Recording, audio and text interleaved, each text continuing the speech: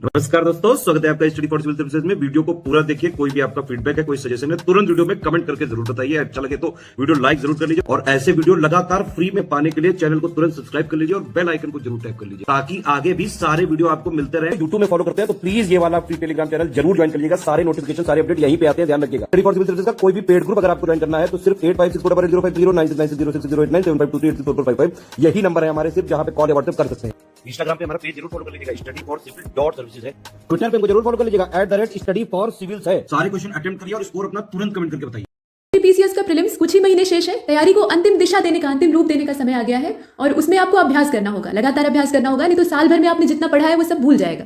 तो भूलने की समस्या से बचने के लिए लगातार आपको टेस्ट हल करने होंगे और आपकी सुविधा की दृष्टि से स्टडी फॉर सिविल सर्विसेज की ओर से ये श्रृंखला चलाई जा रही है, जिसके बहुत सारे वीडियोज आपने पहले भी देखे। अब ये उसी कड़ी में अगला पार्ट है। यहाँ पर हम सेक्शन वाइज पूरे टॉपिक जो है उन्हें डिस्कस करने वाले हैं। तो हिस्ट्री को हमने इसमें उठा लिया है। इतिहास के कुल मिलाकर 100 प्रश्न हैं जिन्हें कि हम देखने वाले हैं। सभी अच्छे प्रश्न हैं, ध्यान से प्रश्नों को देखिएगा, हल करने का प्रयास करिएगा और अपने उत्तर आप कमेंट सेक्शन में या स्कोर आप चाहे तो कमेंट सेक्शन में बता सकते हैं। तो आइए इस अच्छे काम को शुरू करते हैं बिना देर किए। पहला प्रश्न आप देखें, और हाँ, हिस्ट्री के तीनों ही पार्ट इसमें कवर करने वाले हैं, मतलब प्राचीन से शुरू करके हम आधुनिक की ओर जाएंगे। पहला कथन आपसे पूछ नहीं रहा है बल्कि कुछ करने के लिए कह रहा है। ये कह रहा है कि आप अरेंजमेंट करके बताइए कि सही क्रोनोलॉजी क्या होगी। ये जो चारकोलिथिक कल्चर्स इंडिया के दे रखे हैं उनकी, ठीक है, मतलब ताम्रयुगीन जो संस्कृतियां हैं उनके नाम दिए हैं, इनका जो कालानुक्रम है वो आपको व्यवस्थित करना है।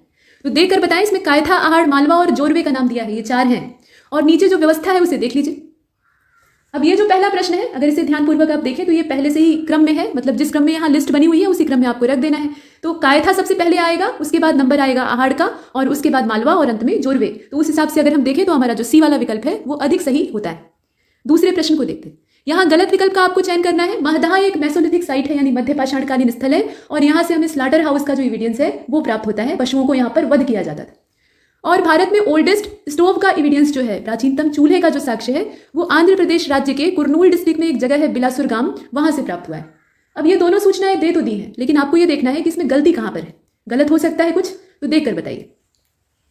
और इसमें आप डी को चुन लीजिए क्योंकि दोनों ही चीजें जो है वो सही हैं, तो इसलिए हम कहेंगे कि ना तो पहला गलत है और ना ही दूसरा गलत है। ठीक है, आगे चलते हैं, तीसरे प्रश्न को देख लेते हैं। डोलमेन का मतलब आपसे पूछा जा रहा है। डोलमेन एक शब्द है। अब इसमें एक चीज तो कंफर्म हो जाती है पूरे विकल्पों को देखकर कि ये असल में एक मौसोलियम है, यानी समाधि है। लेकिन समाधि है तो ये किस चीज के ऊपर बनी हुई है, मतलब नीचे क्या चीज है इसके, ये आपको बताना है। तो बताइए, इसके नीचे बंजर जमीन है, मतलब बंजर जमीन के ऊपर इसको बना दिया गया है, या नीचे मुर्दे गाड़कर यानी डेड बॉडी को दफनाकर और उसके ऊपर इसका निर्माण किया गया है, या किले के ऊपर बनी है, या महल का जो ध्वंसावशेष था उस पर बनाया गया है। बताइए। तो समाधि आमतौर पर किस चीज के ऊपर बनती है? नीचे शवों को दफनाया जाता है या शव के जो अवशेष होते हैं उनका दफन किया जाता है, अंतिम संस्कार होता है और उसके ऊपर समाधियां बनाई जाती हैं। तो ये जो मौसोलियम होते हैं ना, ये गड़े मुर्दों के ऊपर बनाए जाते हैं और इनको कहा जाता है डोलमेन। तो इसमें से हम बी वाले विकल्प को चुन लेंगे, बरीड डेड। ठीक, अब इसके बाद चौथे प्रश्न को देखिए। अब यहाँ पर 3 स्टेटमेंट है, अच्छे वाले कथन है, गलत की तलाश आपको करनी है। तो कहा जा रहा है कि गुजरात में एक जगह है जिसका नाम है लंघनाज। 14 मानव कंकालों के साक्ष्य वहां से प्राप्त होते हैं। जो 14 ह्यूमन स्केलेटन्स हैं वो वहां से मिले हैं। दमदमा जो है वो यूपी के प्रतापगढ़ डिस्ट्रिक्ट में एक जगह है जो कि असल में मेसोलिथिक साइट है और काफी इंपॉर्टेंट है। और प्रतापगढ़ में ही एक और स्थान है जिसका नाम है सराय नाहर राय, और वहां से हमें एक ऐसा मौसोलियम यानी एक ऐसी समाधि प्राप्त हुई है जिसमें कि 4 ह्यूमन स्केलेटन्स जो है उन्हें एक साथ दफन किया गया है। असल में शवों को दफन किया गया था, वो कंकाल बन गए।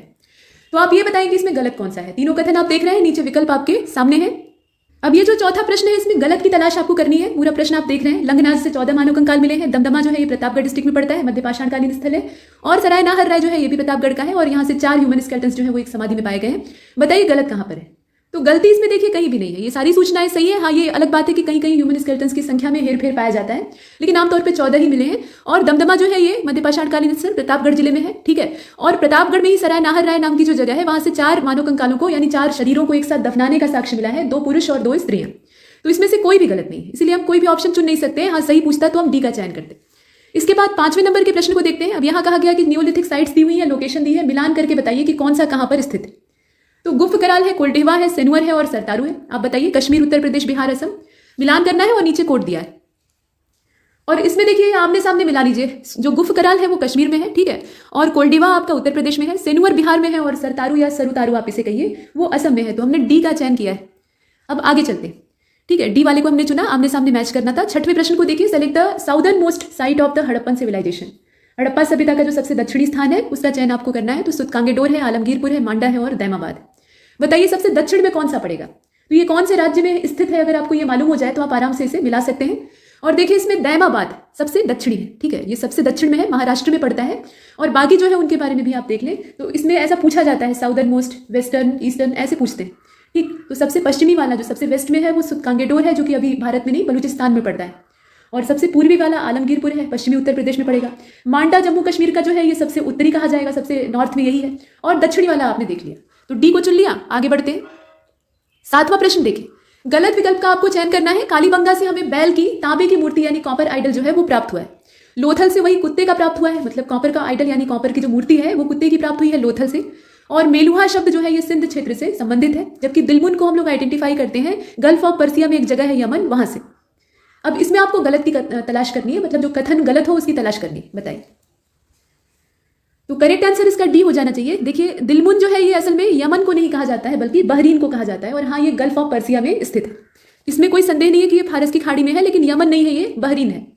बाकी सब सही है। 8वें को देखिए, इनकरेक्ट ऑप्शन नहीं बल्कि यहाँ पर करेक्ट ऑप्शन आपको तलाशना है, तो सही की पहचान करिएगा। देखिए सिंधु सभ्यता से प्राप्त जो सील हैं, मतलब मुहरे हैं, वहां से पीपल के वृक्ष की आकृति हमें प्राप्त होती है। मतलब उन मुहरों पर क्या बना हुआ है, पीपल का पेड़ बना है, जो कि काफी पवित्र माना जाता था। कालीबंगा एकमात्र ऐसा इंडस वैली सिविलाइजेशन में या हड़प्पन सिविलाइजेशन में स्थान था जिसका कि जो लोअर टाउन यानी निचला शहर है वो भी दीवार से घिरा हुआ था, चारों ओर से प्रोटेक्शन के लिहाज से दीवार बनाई गई थी। और हरियाणा में एक जगह है बनावली, जहां से कि हमें पकी हुई मिट्टी का हल प्राप्त हुआ है, खिलौना हल प्राप्त हुआ है। असल में वो मॉडल है, और उसी के आधार पर जो एग्रीकल्चरल इक्विपमेंट्स हैं बड़े आकार के डिजाइन किए जाते थे। पहले मॉडल बना के छोटा सा देख लेते थे, उसके बाद बड़ा बनाते थे। तो आप ये बताइए कि इसमें सही कौन सा है, सही की तलाश करनी है। 8वां प्रश्न आप देख रहे हैं, राइट आंसर इसका डी हो जाएगा। इसमें सभी सही है, जितनी सूचनाएं हैं सब सही है, इसमें कोई भी गलती नहीं। प्रश्न संख्या 9 को देखते हैं। हरियाणा का जो हिसार डिस्ट्रिक्ट है वहां सरस्वती रिवर है, और उनके तट पे कुणाल नाम का एक स्थान पाया जाता है, कुणाल नाम की एक साइट पाई जाती है, और उसी के बारे में नीचे स्टेटमेंट दिए हैं, उसमें से गलत की तलाश आपको करनी है। तो कुणाल की खोज करने वाले जो इतिहासकार यानी पुरातत्वविद थे उनका नाम था जगपति जोशी और R.S. बिष्ट, मतलब अकेले नहीं खोजा था, 2 जने ने मिलकर खोजा था, और समय था 1976 का। दूसरा स्टेटमेंट कहता है कि हड़प्पा कालीन जो स्थल है उसमें कुणाल से हमें गर्त आवास यानी पिट ड्वेलिंग का जो प्रमाण है, एविडेंस है, वो प्राप्त होता है। लोग गड्ढा बनाते थे, नीचे आवास उनका स्थित होता था। ऐसा कई कारणों से किया जाता है, कभी कभी सुरक्षा के लिहाज से, कभी कभी प्राकृतिक कारणों की वजह से। और हड़प्पा शैली जो है उसमें लाल मृद भांड सबसे पहले हमें कुणाल से ही प्राप्त होते हैं। ये जो रेड पॉटरी है, मिट्टी के लाल लाल बर्तन, तो ये हमें कुणाल नाम के स्थान से ही प्राप्त होते हैं। अब इसमें आप बताइए गलत कौन सा है। पूरे प्रश्न को आप देख रहे हैं, नीचे विकल्प भी दिखाई दे रहा है। करेक्ट आंसर इसका ए हो जाएगा, केवल पहला वाला गलत है। ये जो स्टेटमेंट दिया है देखने में भले ही ये सही दिखाई देता हो, लेकिन इसी में गलती है, बाकी दोनों एकदम सही है, ठीक है। इसमें गलत क्या है, तो समय गलत दिया है। 1976 नहीं होना चाहिए, बल्कि यहाँ पर क्या होना चाहिए, 74 होना चाहिए। जगपति जोशी और R.S. बिष्ट के द्वारा 1974 में इसे खोजा गया था। बाकी सूचनाएं सही है, तो वो भी आपको मालूम होनी चाहिए। 10वें प्रश्न को देखें। यहाँ कहा गया कि सिंधु सभ्यता से संबंधित 2 महत्वपूर्ण स्थान है, एक तो मुंडीगाक है, दूसरा शोरतुगुई है। ये 2 जगहों के नाम है। ये कहाँ पर स्थित है, कौन से देश में पड़ेगा, अगर आप इन्हें देखने जाना चाहें तो कहाँ जाएंगे, बताइए। यहाँ देशों के नाम दिए हैं, नीचे आप देख रहे हैं। तो करेक्ट आंसर इसका सी हो जाएगा, अफगानिस्तान, ठीक है। अफगानिस्तान में ये दोनों ही स्थान यानी मुंडीगाक और शोरतुगुई आपको दिखाई देंगे। आगे बढ़ते 11वां प्रश्न। यहाँ पर करेक्ट ऑप्शन आपको चुनना है। तो 2 ही कथन है। पहले वाले में कहा जा रहा है कि जल भंडारण का जो साक्ष्य है वो लोथल से प्राप्त हुआ है, मतलब वाटर स्टोरेज का जो सबसे पुराना प्रमाण है वो हमें लोथल से मिलता है। और हड़प्पा सभ्यता की जो पहली खगोलीय पर्यवेक्षणशाला थी यानी एस्ट्रोनॉमिकल ऑब्जर्वेटरी थी, इतना ज्यादा एडवांस इन लोगों का नॉलेज था, मतलब एस्ट्रोनॉमिकल ऑब्जर्वेटरी इन्होंने बनवाई थी, तो वो हमें प्राप्त होती है धौलावीरा नाम के बहुत पुराने स्थान से। आप ये बताइए कि इसमें सही कौन सा है। अब इसमें अगर आप ध्यान से देखें तो प्रश्न को देखिएगा, जल भंडारण का जो साक्ष्य है वो लोथल से नहीं प्राप्त हुआ है। जल भंडारण का जो सबसे पुराना प्रमाण हमें प्राप्त होता है वो भी धौलावीरा से ही प्राप्त होता है, ठीक है। और ये जो खगोलीय पर्यवेक्षणशाला खोजी गई है ये धौलावीरा से ही प्राप्त हुई है। कच्छ में पड़ता है धौलावीरा, और वहां से ये दोनों चीजें मिली हैं। तो इसमें से सही कौन सा होगा, सही की तलाश हमें करनी है। सिर्फ इसका जो दूसरा वाला स्टेटमेंट है वही सही है, तो हम बी का चयन करते हैं। इसके बाद 12वें नंबर के प्रश्न को देखते हैं। यहाँ देखें गलत विकल्प का आपको चयन करना है। ये देख लीजिएगा, प्रश्न को ध्यान से पढ़ना इसीलिए आवश्यक होता है कि आपसे क्या खोजने के लिए कहा जा रहा है, सही की तलाश करने के लिए कहा जा रहा है या गलत की। तो धैर्यपूर्वक पढ़िएगा परीक्षा में। अब यहाँ देखिए, गलत विकल्प का चयन करेंगे तो पहला कथन आपको बताता है कि जो ग्रेट पाथ मोहनजोदड़ो का मिला है उसको खोजने वाले व्यक्ति थे R.D. बनर्जी। सबसे बड़ा ये स्नानागार था जो कि मोहनजोदड़ो से प्राप्त हुआ है। खोजने वाले R.D. बनर्जी थे। और पहली जो आर्यन इन्वेशन की थ्योरी है वो असल में R.B. चंद के द्वारा दी गई थी, और उन्होंने कहा कि आर्यों का हमला होता है पश्चिमी क्षेत्र से भारत में, और यहाँ पर आकर वो सिंधु सभ्यता को तबाह कर देते हैं। इसके बाद ये कहा गया कि आज़ादी के बाद जब देश का बंटवारा हो जाता है तो एक बड़ा हिस्सा जो हड़प्पा सभ्यता से संबंधित स्थानों का था वो पाकिस्तान में चला जाता है। तो जो बचे खुचे स्थान थे वो भारत में थे, और उसके बाद जब खोज होनी शुरू होती है तो कौन से स्थान पर सबसे ज्यादा हड़प्पन सिविलाइजेशन से संबंधित साइट्स खोजी जाती है, भारत का वो कौन सा स्थान है, कौन सा राज्य है। तो यहाँ पर बताया गया है कि वो आंध्र प्रदेश राज्य है, जहां से सबसे ज्यादा पुरातात्विक स्थल आजादी के बाद खोजे गए। और भिराना जो हरियाणा में स्थित स्थान है वहां से परिपक्व हड़प्पा संस्कृति का साक्ष्य प्राप्त हुआ है। मतलब हम कह सकते हैं कि वो मैच्योर हड़प्पन साइट के तौर पे जाना जा सकता है। तो आप ये बताएं कि इसमें गलत कौन सा है। ये पूरे स्टेटमेंट आप देख रहे हैं, कुछ ना कुछ तो गड़बड़ है। और ऐसे प्रश्न जिसमें कि स्टेटमेंट आपको ज्यादा भारी दिखाई देते हैं तो उसमें ऐसा होता है ना कि जो गलत कथन होता है वो थोड़ा हल्की क्वालिटी का होता है, पहचानना आसान होता है। इसमें गलती वाली जो जगह है वो सी वाला ऑप्शन है, इसको चुन लीजिए। देखिए आफ्टर इंडिपेंडेंस अगर देखा जाए तो आंध्र प्रदेश से नहीं बल्कि गुजरात से सबसे ज्यादा जो सिंधु सभ्यता से जुड़े हुए स्थान है, आर्कियोलॉजिकल साइट्स है, उनकी खोज की गई है। तो यहाँ पर आंध्र नहीं होना चाहिए था बल्कि गुजरात होना चाहिए था, बाकी सब सही। 13वें प्रश्न को देखिए, इनकरेक्ट ऑप्शन आपको चुनकर बाहर करना है। तो जिंद अवेस्ता जो है वो जोरोएस्ट्रियन रिलीजन का सबसे पुराना टेक्स्ट है, पुरानी बुक है और ये काफी पवित्र मानी जाती। विदत जो है ये एक प्राचीन संस्था थी जो कि आर्य सभ्यता यानी वैदिक सभ्यता से जुड़ी हुई थी। आजीवन अगर कोई अनमैरिड रहे, पुरुष कोई अविवाहित रहे तो उसको कहा जाता था अमाजू। याद रखिएगा ये मेल के लिए यहाँ इस्तेमाल किया गया है। और आर्यों का जो प्रिय पशु था वो था घोड़ा। ये घोड़े को पालते थे, हालांकि गाय को पूज्य मानते थे, इसमें कोई संदेह नहीं है। तो आप ये बताइए कि इसमें गलत कौन सा है। अब ऐसे प्रश्न में आप गलतियां ढूंढेंगे तो देखिए इसका जो सी वाला ऑप्शन है वो ज्यादा गलत दिखाई देता है। ये पुरुषों के लिए शब्द इस्तेमाल नहीं होता था। अमाजू उन महिलाओं को कहा जाता था जो कि स्वेच्छा से अपनी मर्जी से अविवाहित रहना पसंद करती थी, आजीवन कभी भी विवाह न करने का संकल्प लेती थी। तो सन्यासिनी होती थी, उनके लिए अमाजू शब्द का इस्तेमाल होता था। तो यहाँ पुरुष नहीं बल्कि महिला होना चाहिए और सब सही है। इसके बाद 14वां प्रश्न देखते हैं। गलत विकल्प का चयन करना है। तो ऋग्वेद का कंपाइलेशन करने वाले महर्षि कृष्ण द्वैपायन थे। द्वीप पर जन्म लेने की वजह से इन्हें द्वैपायन कहा गया। और जब ये वेदों का कंपाइलेशन करते हैं, वेद बिखरे हुए रहते हैं, उन्हें इकट्ठा करने का काम करते हैं, तो इनको वेद व्यास कहा गया, ऐसा इसमें दिया है। और ऋग्वेद में सबसे जो प्राचीन और पवित्र नदी मानी गई है वो है सरस्वती। और उनके लिए नदी तमा नाम का जो शब्द है, संबोधन है, वो इस्तेमाल किया जाता था। असतो मा सद्गमय ये जो स्लोगन है, मतलब श्लोक का एक छोटा सा पार्ट है, ये असल में एक उपनिषद से लिया गया है जिसका नाम है मुंडकोपनिषद। और वर्ण शब्द को सबसे पहले हम देख सकते हैं ऋग्वेद में, 4 वर्ण। तो आप ये बताइए कि इसमें गलत कौन सा है।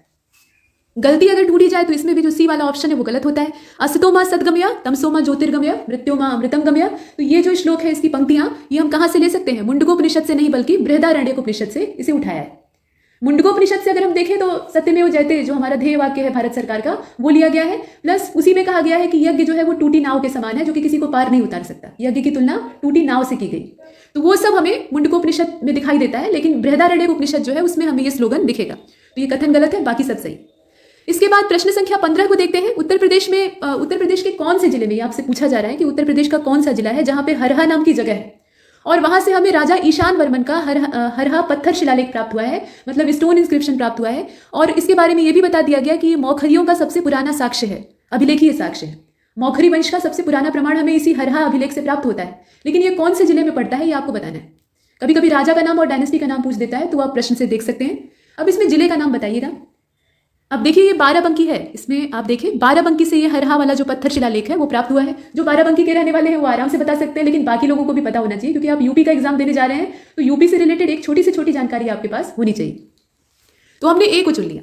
इसके बाद 16वें प्रश्न में चलते हैं और यहाँ इनकरेक्ट ऑप्शन आपसे चुनने के लिए कहा जा रहा है। तो भितरगांव टेम्पल जो है इसकी लोकेशन है कानपुर में, मतलब उत्तर प्रदेश में, और इसका निर्माण हुआ था 5th सेंचुरी एडी से लेकर 6th सेंचुरी एडी के बीच में। ऐसा नहीं है कि 2 मिनट में मंदिर खड़ा हो जाएगा या कोई चीज बन जाएगी।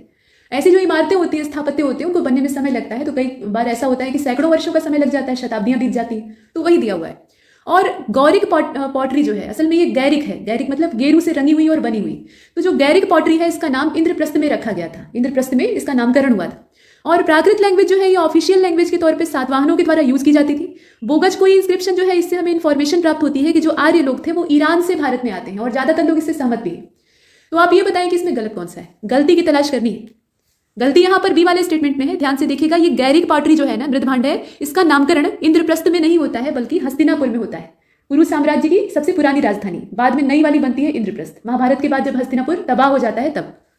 तो इसे हमने चुना।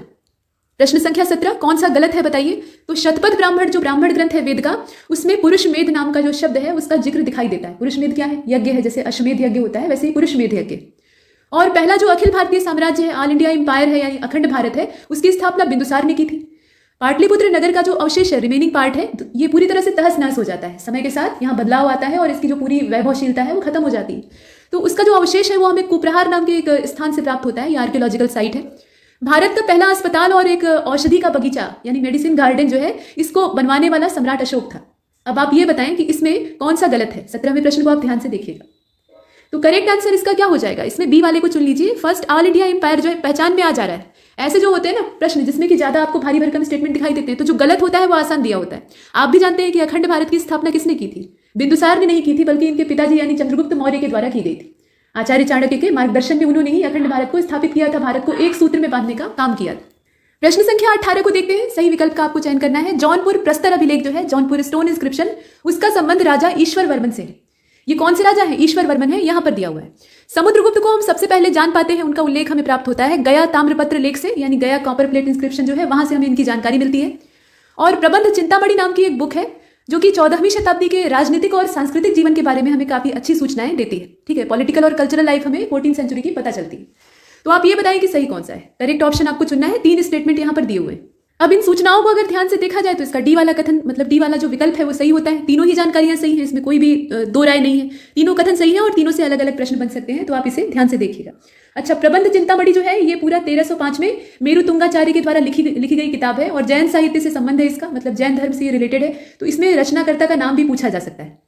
तो आगे चलते हैं। डी वाले को हमने चुन लिया। प्रश्न संख्या 19। अब यहां पर आपको बताना है कि इनकरेक्ट ऑप्शन कौन सा है। तो पुलकेशिन सेकंड का जो एहोल अभिलेख है उसमें संस्कृत के कवि और नाटककार यानी महाकवि कालिदास का उल्लेख हमें प्राप्त होता है। ये संस्कृत के महान कवि थे और निरक्षरता से उठकर इन्होंने इतनी बड़ी विद्वता प्राप्त की थी। ये अच्छी बात है, मतलब गौरव की बात है। इसके बाद दक्षिण भारत का जो तक्कोलम का काफी फेमस बैटल था वो असल में चोल राजाओं और राष्ट्रकूटों के बीच में जमकर हुआ था। काफी घना संघर्ष था। चीनी यात्री है माधवलिन और उसने चालुक्यों के शासनकाल में चीन और भारत के संबंधों का ब्यौरा दिया है, मतलब चालुक्य डायनेस्टी के टाइम में चाइना से इंडिया का रिलेशन कैसा था वो माधवलिन ने बताया है। और रोहिलखंड का प्राचीन नाम है जेजाक भुक्ति। तो ये कुल मिलाकर 4 जानकारियां हैं जो कि आपके सामने यहाँ पर कथन के तौर पर दिखाई दे रही है। आपको ये बताना है कि इसमें से गलत कौन सा है। जो इनकरेक्ट ऑप्शन है वो चुनकर बाहर करना है। बताइए। तो डी को चुन लीजिए, जो सबसे सरल वाला है वही गलत है। जेजाक भुक्ति आपने 2500 बार पढ़ा होगा कि ये रोहिलखंड का नाम नहीं है। ये किसको कहा जाता था? बुंदेलखंड को पहले कहा जाता था। बुंदेलखंड का पुराना नाम था जेजाक भुक्ति। तो यही वाली जानकारी इसमें गलत है, बाकी जितनी सूचनाएं हैं वो सभी सही है। 20वें प्रश्न को देखिए। यहाँ कहा गया कि मौर्यन पीरियड के बाद का जो समय है, मतलब मौर्य साम्राज्य जो है वो अशोक के बाद से, सम्राट अशोक के बाद से कमजोर पड़ने लगता है, क्योंकि उत्तराधिकारी जो है वो धर्म प्रचार में व्यस्त हो जाते हैं और धीरे धीरे करके इसका पतन होना शुरू हो जाता है। जो वैभव चरम सीमा पर था अशोक के समय में वो धीरे धीरे नीचे होने लगता है। तो मौर्यन पीरियड के बाद सौराष्ट्र में गवर्नर बनते हैं सुविशाख और इनके द्वारा, मतलब इनके सौजन्य से कौन से शासक रुद्रदामन के आदेश पर सुदर्शन झील को एक बार फिर से पुनर्जीवित करवाया गया था। ये बनी तो पहले ही है लेकिन इसको फिर से एक बार इसका रिकंस्ट्रक्शन, रिनोवेशन का काम होता है। तो बताइए कि ये कौन सा शासक है रुद्रदामन? रुद्रदामन का आप अभिलेख पढ़ते हैं, काफी प्रसिद्ध शासक है, प्रतापी भी है। लेकिन ये शक राजा है, पल्लव राजा है, पांडे है कि सातवाहन है? तो रुद्रदामन कौन था? ये शक क्षत्रप था, आपने पढ़ा है। तो इसमें से हम चुनेंगे किसको? इसका जो बी वाला ऑप्शन है उसे। शक राजा था रुद्रदामन और उसी के ऑर्डर पे ये सौराष्ट्र का राज्यपाल है सुविशाख, जिसने कि सुदर्शन झील को पुनर्जीवित करवाया। प्रश्न संख्या 21 को देखते हैं। यहां चर्चा हो रही है वाटर टैक्स की, यानी पानी पर लगने वाले कर की। आपको ये बताना है कि कौन सी डायनेस्टी के द्वारा इस कर को इंप्लीमेंट किया गया था। थोड़ा सा विचित्र कर है और ऐसे विचित्र कर लगाने का जिम्मा किसके ऊपर था? तो बताएं, इसमें गढ़वाल डायनेस्टी है, परमार राजवंश यानी परमारों की डायनेस्टी है, राष्ट्रकूट है और चालुक्य भी है। तो ऐसे जो विचित्र कर लगाने का काम है वो असल में गढ़वाल डायनेस्टी के जिम्मे होता था। ये कई प्रकार के अनोखे कर लगाते थे जो कि आमतौर पर कोई भी शासक सोच नहीं सकता। कई सारी प्राकृतिक वस्तुओं पर कर लगता था। तो इसमें से हम चुनेंगे किसको? इसका जो ए वाला ऑप्शन है, ठीक, गढ़वाल डायनेस्टी। आगे चलते हैं। प्रश्न संख्या 22 को देखते हैं। यहाँ पर 3 स्टेटमेंट दिया है, कहा जा रहा है कि सही कौन सा है बताइए। तो नरसिंह वर्मन फर्स्ट जो है इन्होंने पुलकेशिन सेकंड को हरा दिया था और हराने की एवज में इन्होंने वातापी कोंड की टाइटल को एज्यूम कर लिया था। जब राजा बड़ा युद्ध जीतते थे, बड़ी सफलता प्राप्त करते थे, तो अपनी विजय कीर्ति स्थापित करने के लिए कोई टाइटल वगैरह धारण करते थे, तो वो दिया हुआ है। अच्छा, इसके बाद ये है कि श्रवणबेल गोला जो है, दूसरा स्टेटमेंट आप देख रहे हैं, श्रवणबेल गोला नाम की जगह जो है उसको जैनों का, जैन धर्म का काशी कहा जाता है और यहाँ पर गोमतेश्वर की काफी ऊंची प्रतिमा है और उसके लिए ये फेमस है। विशुद्धि मग्ग ये बुद्ध घोष के द्वारा रचा गया पाली भाषा में रचित ग्रंथ है। त्रिपिटक के बाद इसका बड़ा ही महत्वपूर्ण स्थान है थेरवाद में। ये सारी सूचनाएं हैं। आपको ये बताना है कि सही कौन सा है। पूरे प्रश्न को आप देख रहे हैं, नीचे 3 स्टेटमेंट और उसके बाद उसी के आधार पर विकल्प दिए। ध्यानपूर्वक देखिएगा और बताइएगा। और 22वां प्रश्न जो है इसका सही जवाब हो जाएगा इसमें से डी वाला, क्योंकि तीनों ही कथन सत्य हैं, किसी को भी हम छांट कर बाहर नहीं कर सकते। ठीक, तीनों सत्य हैं।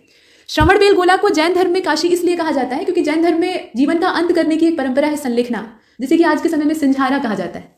तो इसमें अन्न जल का त्याग करके हवा पीकर लोग जीवित रहते हैं, शरीर कमजोर होता है और अंत में मृत्यु को प्राप्त होते हैं। स्वेच्छा से मृत्यु ग्रहण करने का जैन धर्म में एक तरीका होता है।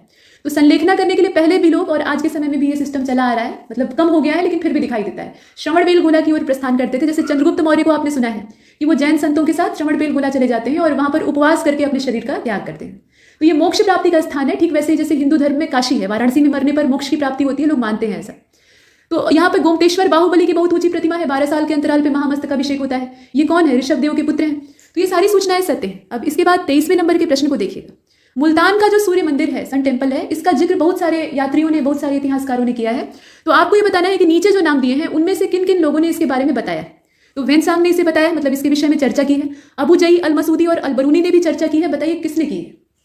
इन्होंने अपनी अपनी किताबें लिखी, यात्रा वृतांत लिखे, तो उसमें मुल्तान के सन टेम्पल का जिक्र किसने किसने किया है ये आपको चुनकर बताना है।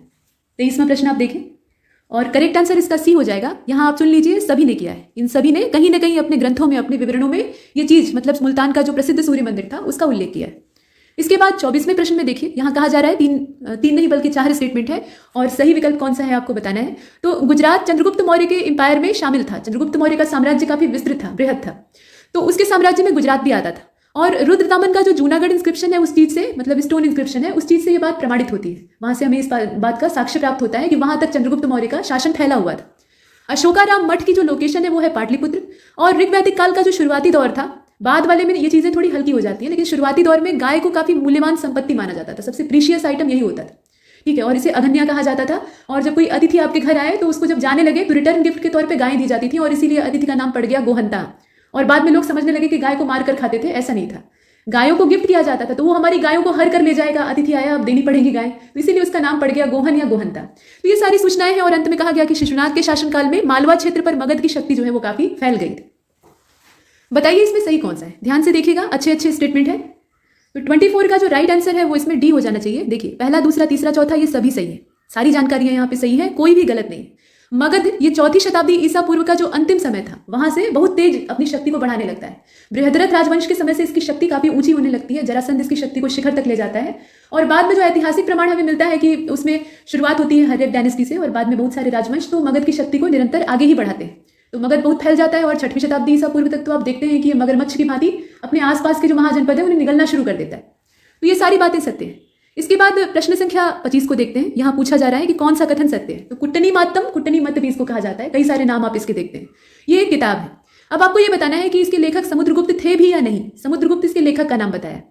और चीनी यात्री है फायान, जो कि तांग रूलर्स की राजधानी, मतलब उनकी कैपिटल हुआ करती थी चांगान, वहां से अपनी इंडिया की यात्रा को शुरू करता है। भारत यात्रा उसकी शुरू होती है और कहाँ से ये जर्नी स्टार्ट करता है, ये चांगान नाम की जगह है, वहां से। और अल मसूदी जो है ये पाल शासक महिपाल फर्स्ट के समय में भारत आते हैं। ये पाल रूलर है महिपाल प्रथम, जिनके समय में अल मसूदी जो है वो भारत की यात्रा पर आता है। अब आप ये बताइए कि इसमें कौन सा सही है। प्रश्न को आप देख रहे हैं, 25वां प्रश्न, और इसका जो राइट आंसर है वो इसमें बी होना चाहिए। एकमात्र जो इसका दूसरा वाला स्टेटमेंट दिया है यही सत्य है, केवल ये बीच वाला सही है कि ये तांग शासकों की राजधानी है चांगान, वहां से अपनी जो जर्नी है उसको स्टार्ट करता है भारत के लिए, भारत आता है। कुट्टनी मत ये जो ग्रंथ है ये समुद्रगुप्त के द्वारा नहीं बल्कि दामोदर गुप्त नाम के एक व्यक्ति के द्वारा लिखा गया है। तो यहाँ गुप्त देखकर आपको कंफ्यूज करने का प्रयास किया गया है, लेकिन यहाँ पर दामोदर गुप्त होना चाहिए था। और जो तीसरा वाला स्टेटमेंट है अल मसूदी, ये महिपाल प्रथम के समय में तो भारत आता है, इसमें कोई संदेह नहीं है। लेकिन पाल यहाँ पे लगाने का मतलब ये नहीं कि वो पाल डायनेस्टी के थे। ये जो महिपाल प्रथम नाम के राजा का यहाँ जिक्र है ना, ये बगदाद का यात्री था पहली चीज तो, और ये अरब का हेरोडोट्स कहा जाता है, काफी इतिहास की जानकारी से थी। तो ये प्रतिहार शासक थे महिपाल प्रथम, जिनके समय में ये भारत आता है। ये पाल रूलर नहीं थे, ध्यान दीजिएगा, ये प्रतिहारों के शासक थे। ठीक, तो इसमें से सिर्फ दूसरा वाला सही। इसके बाद प्रश्न संख्या 26 में आपसे पूछ लिया गया कि जो दो स्टेटमेंट दिए हुए हैं उसमें से गलत कौन सा है बताइए। तो राज तरंगिणी जो है वो एक इंपॉर्टेंट टेक्स्ट है जिसको कि कल्हड़ के द्वारा लिखा गया है और ये महाभारत स्टाइल में लिखी गई है। महाभारत को जिस शैली में आकार दिया गया है उसी की तरह से इसका भी रूप यहाँ पे दर्शाया गया है। और इसमें हमें दिखाई देता है 1148 से लेकर 1150 ईस्वी के बीच का जो समय है उसमें पूरी हिंदू डायनेस्टी जो कश्मीर की थी उनकी सिस्टमेटिक हिस्ट्री, काफी सिस्टमेटिक तरीके से, क्रमबद्ध तरीके से इतिहास को दर्ज किया गया है। ऐसा कम ही इतिहासकार कर पाते हैं, लेकिन कल्हड़ ने किया। तो ये यहाँ पर दिया हुआ है। और हिंदुस्तान वर्ड जो है इसका पहला मेंशन हमें ससाइनी डायनेस्टी जो अफगानिस्तान की है उसके रिकॉर्ड से प्राप्त होता है। अफगानिस्तान की ससाइनी डायनेस्टी के रिकॉर्ड से हमें ये जानकारी प्राप्त होती है। तो आप ये बताइए कि इसमें गलत कौन सा है। प्रश्न को आप देख रहे हैं, करेक्ट आंसर इसका बी हो जाना चाहिए। दूसरा कथन गलत है। यहां आप देख रहे हैं ना, डायनेस्टी ऑफ अफगानिस्तान, समस्या यहीं पर है। ये कहां की डायनेस्टी थी? ईरान की, डायनेस्टी ऑफ ईरान। और इसके जो अभिलेख है इससे हिंदुस्तान शब्द का उल्लेख हमें प्राप्त होता है और ईरान में जो 3री शताब्दी के आसपास का समय है उस समय ये डायनेस्टी रूल कर रही थी। तो इसमें से हमें गलती ही खोजनी थी तो हम बी का चयन कर लेते हैं और आगे चलते हैं। पहला वाला सही है, वो भी देख लीजिए। 27 को देखें भाई, यहाँ कहा जा रहा है कि कौन सा राजवंश है जिसके कि राजाओं के द्वारा जारी किए जाने वाले और उनके सचिवों के द्वारा दर्ज किए जाने वाले जो आदेश थे उनको पुराने समय में कहा जाता था राजाश्रवितम। राजा के आश्रय में ये दिए गए आदेश होते थे। ठीक, मतलब राजा इस ऑर्डर को देते थे और ऑर्डर को पूरा उसका डिस्क्रिप्शन बनाना, उसे पूरा कागज पे दर्ज करना और पालन करवाना, ये काम किसका होता था? राजा के जो सेक्रेटरी होते थे उनका होता था। तो बताइए कि ये किसके समय में प्रचलित परंपरा थी। यहाँ पर राजवंशों के नाम दिए और 27 को आप देख रहे हैं, करेक्ट आंसर क्या होना चाहिए? राष्ट्रकूट होना चाहिए। राष्ट्रकूट राजाओं के द्वारा ये राजाश्रवितम जो है इसको जारी किया जाता था और उनके जो सेक्रेटरी होते थे वो इसे अपना लिपिबद्ध करते थे, स्क्रिप्ट के रूप में दर्ज करते थे और उसका पालन सुनिश्चित करवाते थे। इसके बाद 28 को देखते हैं। यहाँ पूछ लिया गया कि पाल, राष्ट्रकूट और तीसरा पक्ष कौन सा है? दो पार्टियों के नाम दे दिए हैं। तीसरी पार्टी का नाम आपको बताना है कि इनके बीच में त्रिकोणीय संघर्ष हो रहा था, जैसे लव ट्रायंगल होता है वैसे ही यहाँ राजस्व का राजनीति का ट्रायंगल था। एक क्षेत्र को लेकर तीन जो डायनेस्टी है, तीन राजवंश है, वो आपस में संघर्ष कर रहे थे। तो उसमें दो पार्टी का नाम दे दिया है। एक पार्टी का आपको बताना है कि ये कौन लोग थे जिनके बीच में संघर्ष जारी रहा और इससे प्रभावित होने वाले जो क्षेत्र हैं उसमें बिहार और पूर्वी उत्तर प्रदेश का जो मॉडर्न इलाका है वो भी कवर हो गया था। मतलब पूरा जो गंगा का मैदानी क्षेत्र है वो इसमें आज इस पूरे संघर्ष का हिस्सा बन जाता है। तो आप बताएं इसमें तीसरा जो पक्ष है वो कौन है? तीसरी डायनेस्टी कौन सी? तो ये प्रतिहार है, पांडे हैं, चोल है कि सातवाहन है? दो तो दे दिया है, पाल और राष्ट्रकूट। तो 28 को आप देख रहे हैं, करेक्ट आंसर इसका ए हो जाना चाहिए। ये प्रतिहार है, गुर्जर प्रतिहार और इसके साथ साथ पाल राजा और राष्ट्रकूट, इनके बीच में संघर्ष होता है और ये काफी लंबे समय तक विवाद की जड़ ये क्षेत्र बना रहता है। ठीक है, इस पर सभी अपना अधिकार चाहते हैं तो इसमें से हम ए वाले विकल्प को चुन लेते हैं। प्रश्न संख्या 29, चोल प्रशासन यानी चोलों का जो एडमिनिस्ट्रेशन था उसमें सभा को किस नाम से पुकारा जाता था? जो सभा होती थी उसके लिए कौन सा शब्द इस्तेमाल होता था? तो यहाँ पे पेरुंगुरी है, पेरुमक्कल है, महाजन और वारियार है। अब ये सारे शब्द अच्छे हैं, सभी के मतलब आपको पता होने चाहिए, लेकिन पहले उत्तर बताइए। तो 29 को देखिएगा और इसका जो सही जवाब है वो इसमें ए हो जाएगा। पेरुंगुरी कहा जाता था। सभा के लिए जो शब्द इस्तेमाल होता था वो था पेरुंगुरी और बाकी जो शब्द है उसमें पेरुमक्कल, ये सभा के जो मेंबर होते थे उनके लिए इस्तेमाल किया जाने वाला शब्द था। महाजन जो शब्द है ये ब्राह्मणों के द्वारा बनाई गई एक संस्था होती थी जो कि गांव का एडमिनिस्ट्रेशन संभालती थी, विलेज एडमिनिस्ट्रेशन इसके जिम्मे होता था। वारियार ये विशेष काम को करने के लिए नियुक्त होने वाला सचिव स्तर का व्यक्ति होता था। सचिव से थोड़ा सा इसका नीचे का स्थान होता था, लेकिन कुल मिलाकर इसका पद काफी महत्वपूर्ण था और ये जितने भी सभा के महत्वपूर्ण कार्य होते थे उनको करता था। तो ये सारे शब्दों का मतलब आपको पता चल गया। फिलहाल हमने ए को चुना है और 30वें प्रश्न को देखिए। कौन सा शिलालेख कनिष्क के द्वारा जारी किया गया अंतिम शिलालेख था? मतलब यहाँ पर जो इंस्क्रिप्शन की बात हो रही है, कौन सा अंतिम कनिष्क के द्वारा जारी किया जाता है? और इसमें यह भी बता दिया है कि ये वाला जो शिलालेख है वो इसने अपने कोरोनेशन के 23वें वर्ष में जारी किया था। 23 साल उसके राज्याभिषेक को बीत जाता है तब जाकर इसे जारी करवाता है और ये लास्ट है। तो कौन सा है बताइए। अब प्रश्न संख्या 30, इसका जो सही जवाब है वो डी वाला हो जाएगा। देखिए मथुरा इंस्क्रिप्शन है जो कि अंतिम समय में उसके राज्याभिषेक का जो अंतिम मतलब शासनकाल का जो अंतिम वर्ष था उस समय जारी किया जाता है। बाकी अगर सारनाथ और कौशाम्बी इंस्क्रिप्शन को देखें तो ये बनारस और कौशाम्बी पर कनिष्क के दबदबे की, अधिकार की पुष्टि करता है, वहां से हमें प्रमाण प्राप्त होता है। सांची वाला जो है उससे मालूम होता है कि मध्य प्रदेश तक इसका पूरा जो विस्तार है, सेप्टी का विस्तार है, वो फैला हुआ था। मथुरा वाले को आपने देख ही लिया है। 31वें प्रश्न को देखते हैं। यहां कहा गया कि जहीरुद्दीन नस्ल मोहम्मद औफी, ये जो नाम है, इन्होंने जवामी उल हिकायत नाम का एक ग्रंथ कंपाइल किया था। मतलब एक टेक्स्ट था जिसका नाम था जवामी उल हिकायत, उसको इन्होंने कंपाइल किया था और ये कौन से तुर्की सुल्तान के दरबार में, उनके पैट्रोनेज में, उनके संरक्षण में रहा करते थे, ये आपको बताना है। मतलब इन्हें संरक्षण देने वाला शासक कौन था? वो तुर्क शासक था, ये भी बता दिया है। तो आप नाम चुनकर इसमें से देखिए। यहाँ कुतुबुद्दीन ऐबक, इल्तुतमिश, अलाउद्दीन खिलजी और गयासुद्दीन बलबन, ये नाम दिए हैं। इसका जो सही जवाब है वो इसमें बी हो जाएगा। ये इल्तुतमिश था जिनके संरक्षण में मोहम्मद औफी, प्रचलित नाम इनका यही है, पूरा नाम यहाँ दे दिया है, इन्होंने जवामी उल हिकायत नाम का जो ग्रंथ है उसको कंपाइल किया था। 32वें को देखते हैं। कहा जा रहा है कि किस शासक के संरक्षण में वजीर मियाँ भुआ जो है, इन्होंने संस्कृत लैंग्वेज में लिखा गया एक औषधि शास्त्र नाम का ग्रंथ था, उसको तिब्बत सिकंदरी या फरहंग सिकंदरी के नाम से पर्सियन लैंग्वेज में ट्रांसलेट किया था। इसका ट्रांसलेशन जब किया तो इसका नया नाम क्या पड़ गया? तिब्बत सिकंदरी, या फिर इसी को कहते थे फरहंग सिकंदरी। और इसका संबंध जो है वो आयुर्वेद से है, मतलब पूरा जो फार्मेकोलॉजी है उससे रिलेटेड ये ग्रंथ था। इसकी मूल भाषा है संस्कृत। इसमें अनुवादक का नाम दे दिया है। आपको ये बताना है कि कौन से शासक के संरक्षण में इन्होंने अनुवाद का काम कंप्लीट किया था। नीचे नाम दिए हैं, आप देखें। तो 32वां प्रश्न आप देख रहे हैं, करेक्ट आंसर इसका ए हो जाना चाहिए। देखिए सिकंदर लोदी के द्वारा मतलब संरक्षण दिया गया था, इन्होंने संरक्षण अपने दरबार में दिया था और ये वजीर मियाँ भुआ जो है ये ट्रांसलेशन करते हैं। ठीक, तो ए को चुन लिया। प्रश्न संख्या 33, करेक्ट ऑप्शन आपको चुनना है। तो अलाउद्दीन खिलजी का जो शासनकाल था उस समय भू राजस्व की दर सबसे ज्यादा थी, जो लैंड रेवेन्यू रेट है वो हाईएस्ट थी किसके समय में? अलाउद्दीन के समय में। कर वसूलने में वैसे भी ये एक्सपर्ट था। और उसके बाद एक अध्यादेश के द्वारा अलाउद्दीन खिलजी ने उपज का 55% भूमि कर के रूप में निश्चित किया था। एक ऑर्डिनेंस पास किया जाता है अलाउद्दीन के द्वारा और उसमें 55% जो लैंड टैक्स है उसको पूरे प्रोडक्ट का फिक्स किया जाता है। अलाउद्दीन पहला ऐसा मुस्लिम रूलर था जिसने कि भूमि की वास्तविक आय पर राजस्व को फिक्स किया था। जमीन की जो हकीकत वाली आय है, मतलब जमीन से जितना सही में उत्पादन हो रहा है उस पे, उसके आधार पर राजस्व वसूला जाता था। और इसके लिए नापने हेतु, मेजरमेंट के लिए उसने जो इकाई यूनिट तय की थी वो थी बिस्वा। बिस्वा में जमीन को नापा जाता था, आज भी नापा जाता है। तो ये सारी चीजें दी हुई है। आप बताइए सही कौन सा है? प्रश्न को आप देख रहे हैं और करेक्ट आंसर इसका सी हो जाएगा। पहला और तीसरा तो सही है, लेकिन बीच वाला जो स्टेटमेंट है जो कि काफी अच्छा दिखाई दे रहा था वही असल में गलत है।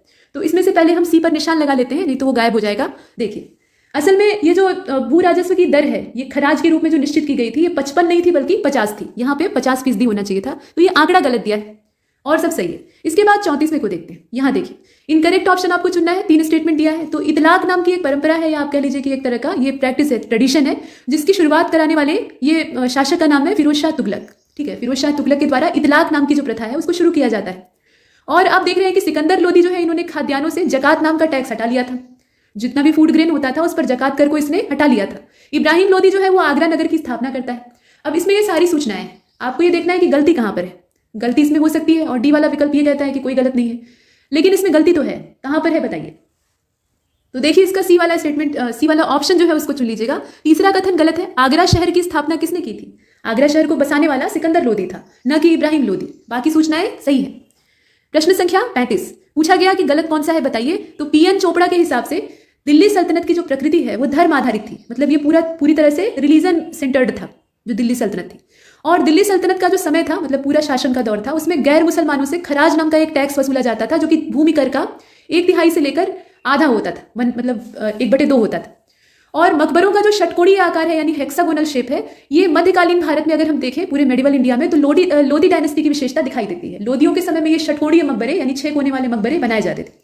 और दिल्ली सल्तनत में जो छोटे भूमि स्वामी होते थे उनको खूत कहा जाता था। इनके पास जमीन का छोटा टुकड़ा होता था। तो अब आप ये बताइए कि गलत कौन सा है। प्रश्न आप देख रहे हैं, कोई ना कोई स्टेटमेंट गलत है। कौन सा गलत है? तो इसका सी वाला देख लीजिए, ये गलत है। यहाँ पर जो मकबरे की आकृति दी है, टॉम्ब का जो स्ट्रक्चर दिया है, उसमें उसका ज्योमेट्रिकल शेप षटकोणीय यानी हेक्सागोनल नहीं होता था, बल्कि ऑक्टागोनल होता था। लोदियों के समय की विशेषता यही है कि ऑक्टागोनल शेप के जो मकबरे हैं वो बनाए जाते हैं।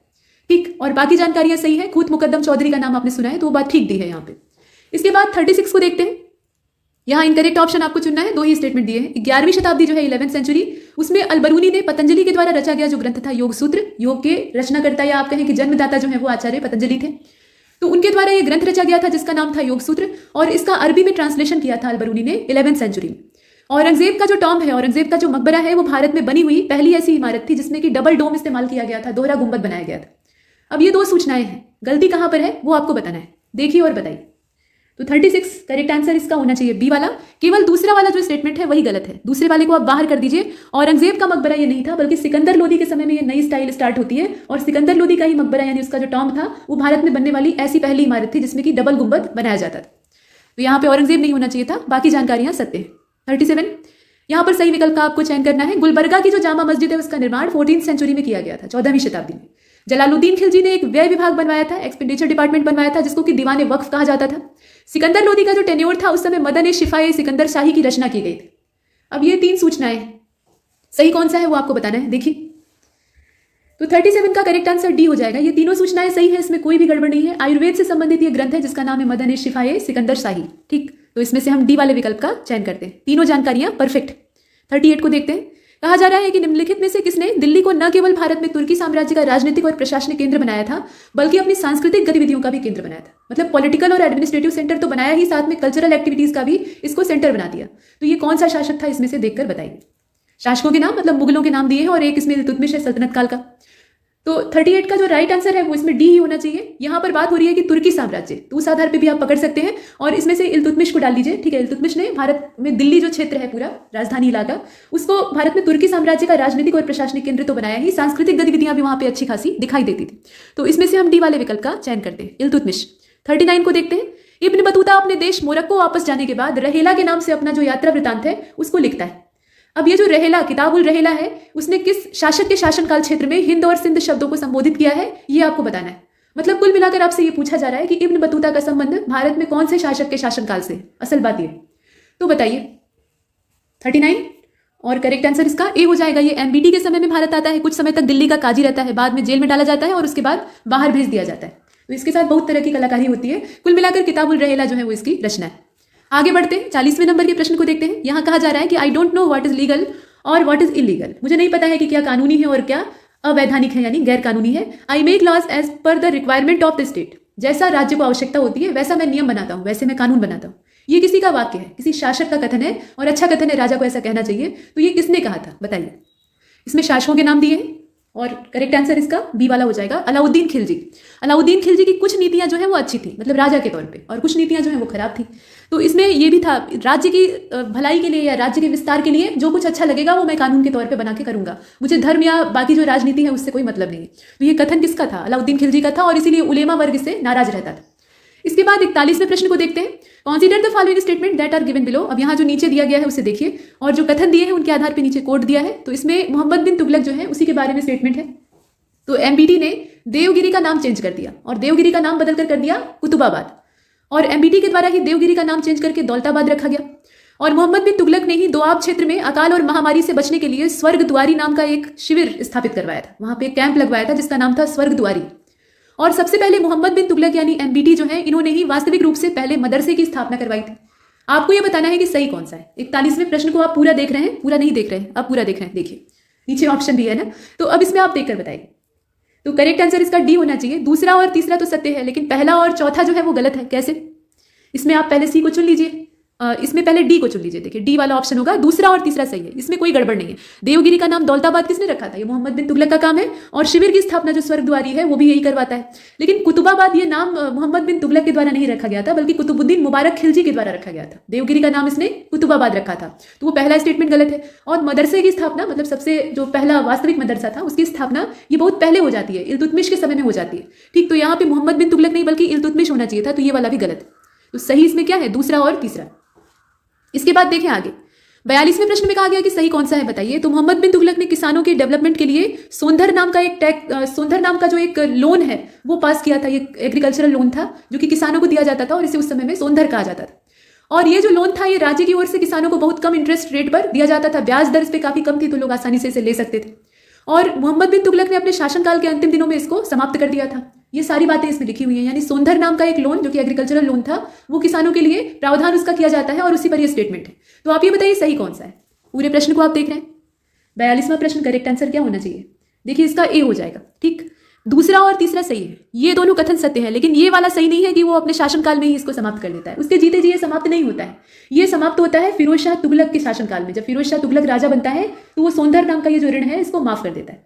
ठीक, तो इसमें से ये जो ऋण है इसको खत्म करने का काम यानी माफ करने का जो काम है वो मोहम्मद बिन तुगलक के द्वारा नहीं किया जाता है। बाकी सब सही। तो ए को चुना, आगे चलते हैं। 43 को देखिए, कहा जा रहा है कि गलत कौन सा है बताइए। तो महमूद गजनबी जो है, महमूद गजनबी के द्वारा गाजी की उपाधि धारण की गई थी, ऐसा इसमें कहा गया। और गयासुद्दीन तुगलक जो है ये दिल्ली सल्तनत का पहला सुल्तान था जिसने कि अपने नाम के आगे गाजी जोड़ा था। 1451 का समय है। बहलोल लोदी जो है वो गाजी की टाइटल को एज्यूम करता है और चौसा के युद्ध के बाद बाबर ने गाजी की उपाधि को धारण किया था। अब आप ये बताइए कि इसमें गलती कहां पर है। गाजी की उपाधि बहुत सारे मुस्लिम रूलर्स जो है वो धारण करते थे, किसने कब धारण की वही दिया हुआ है। तो 43 जो है इसका राइट आंसर इसमें डी हो जाएगा। गलती हमें ढूंढनी थी। और बाबर ने ये चौसा का युद्ध नहीं था जिसके बाद गाजी की उपाधि धारण की थी, बल्कि ये खानवा का युद्ध था जो कि 17 मार्च 1527 को राजस्थान का जो भरतपुर डिस्ट्रिक्ट है वहां पर लड़ा जाता है। राजपूत राजाओं और बाबर के बीच में होता है। और राजपूत पक्ष से इसमें पूरी सेना का नेतृत्व कौन कर रहा था ये आपको बताना है, कमेंट सेक्शन में जवाब दीजिएगा। तो ये जो खानवा वाला बैटल होता है इसमें विजय के बाद बाबर ये गाजी की उपाधि धारण करता है। तो इसमें डी वाला ऑप्शन गलत है, बाकी सब सही। इसके बाद 44 को देखते हैं। इनकरेक्ट ऑप्शन आपको चुनना है जजिया टैक्स के बारे में। इसमें देखिएगा तो सबसे पहले मोहम्मद बिन कासिम ने सिंध क्षेत्र का जो देवल वाला हिस्सा था वहां पे जजिया को लागू किया था। और सबसे पहले फिरोज शाह तुगलक ने जजिया टैक्स को खराज कर से निकाल के एक सेपरेट टैक्स बना दिया था। मतलब पहले क्या था, ये खराज का हिस्सा हुआ करता था, बाद में ये अलग हो जाता है। और अलाउद्दीन हसन ये भारत का पहला मुस्लिम रूलर था जिसने कि हिंदुओं से इसे वसूलने का आदेश दिया था। और गुजरात में सबसे पहले जजिया कर को लगाने वाला अहमद शाह था। अहमद शाह के समय में ये सबसे पहले लगता है। आप ये बताइए गलती कहां पर है। तो गलती इसमें अगर देखें तो सी वाले स्टेटमेंट में है। अलाउद्दीन हसन ये भारत का पहला मुस्लिम रूलर था जिसके द्वारा भारत में हिंदुओं से जजिया कर न लेने का आदेश दिया गया था, और यहां पर उल्टा दे दिया है कि लेने का आदेश दिया गया था, तो इसीलिए वो गलत हो गया है। ठीक, तो इसमें से सी वाले कथन को बाहर कर देते हैं, बाकी सूचनाएं सही हैं। 45 को देखें।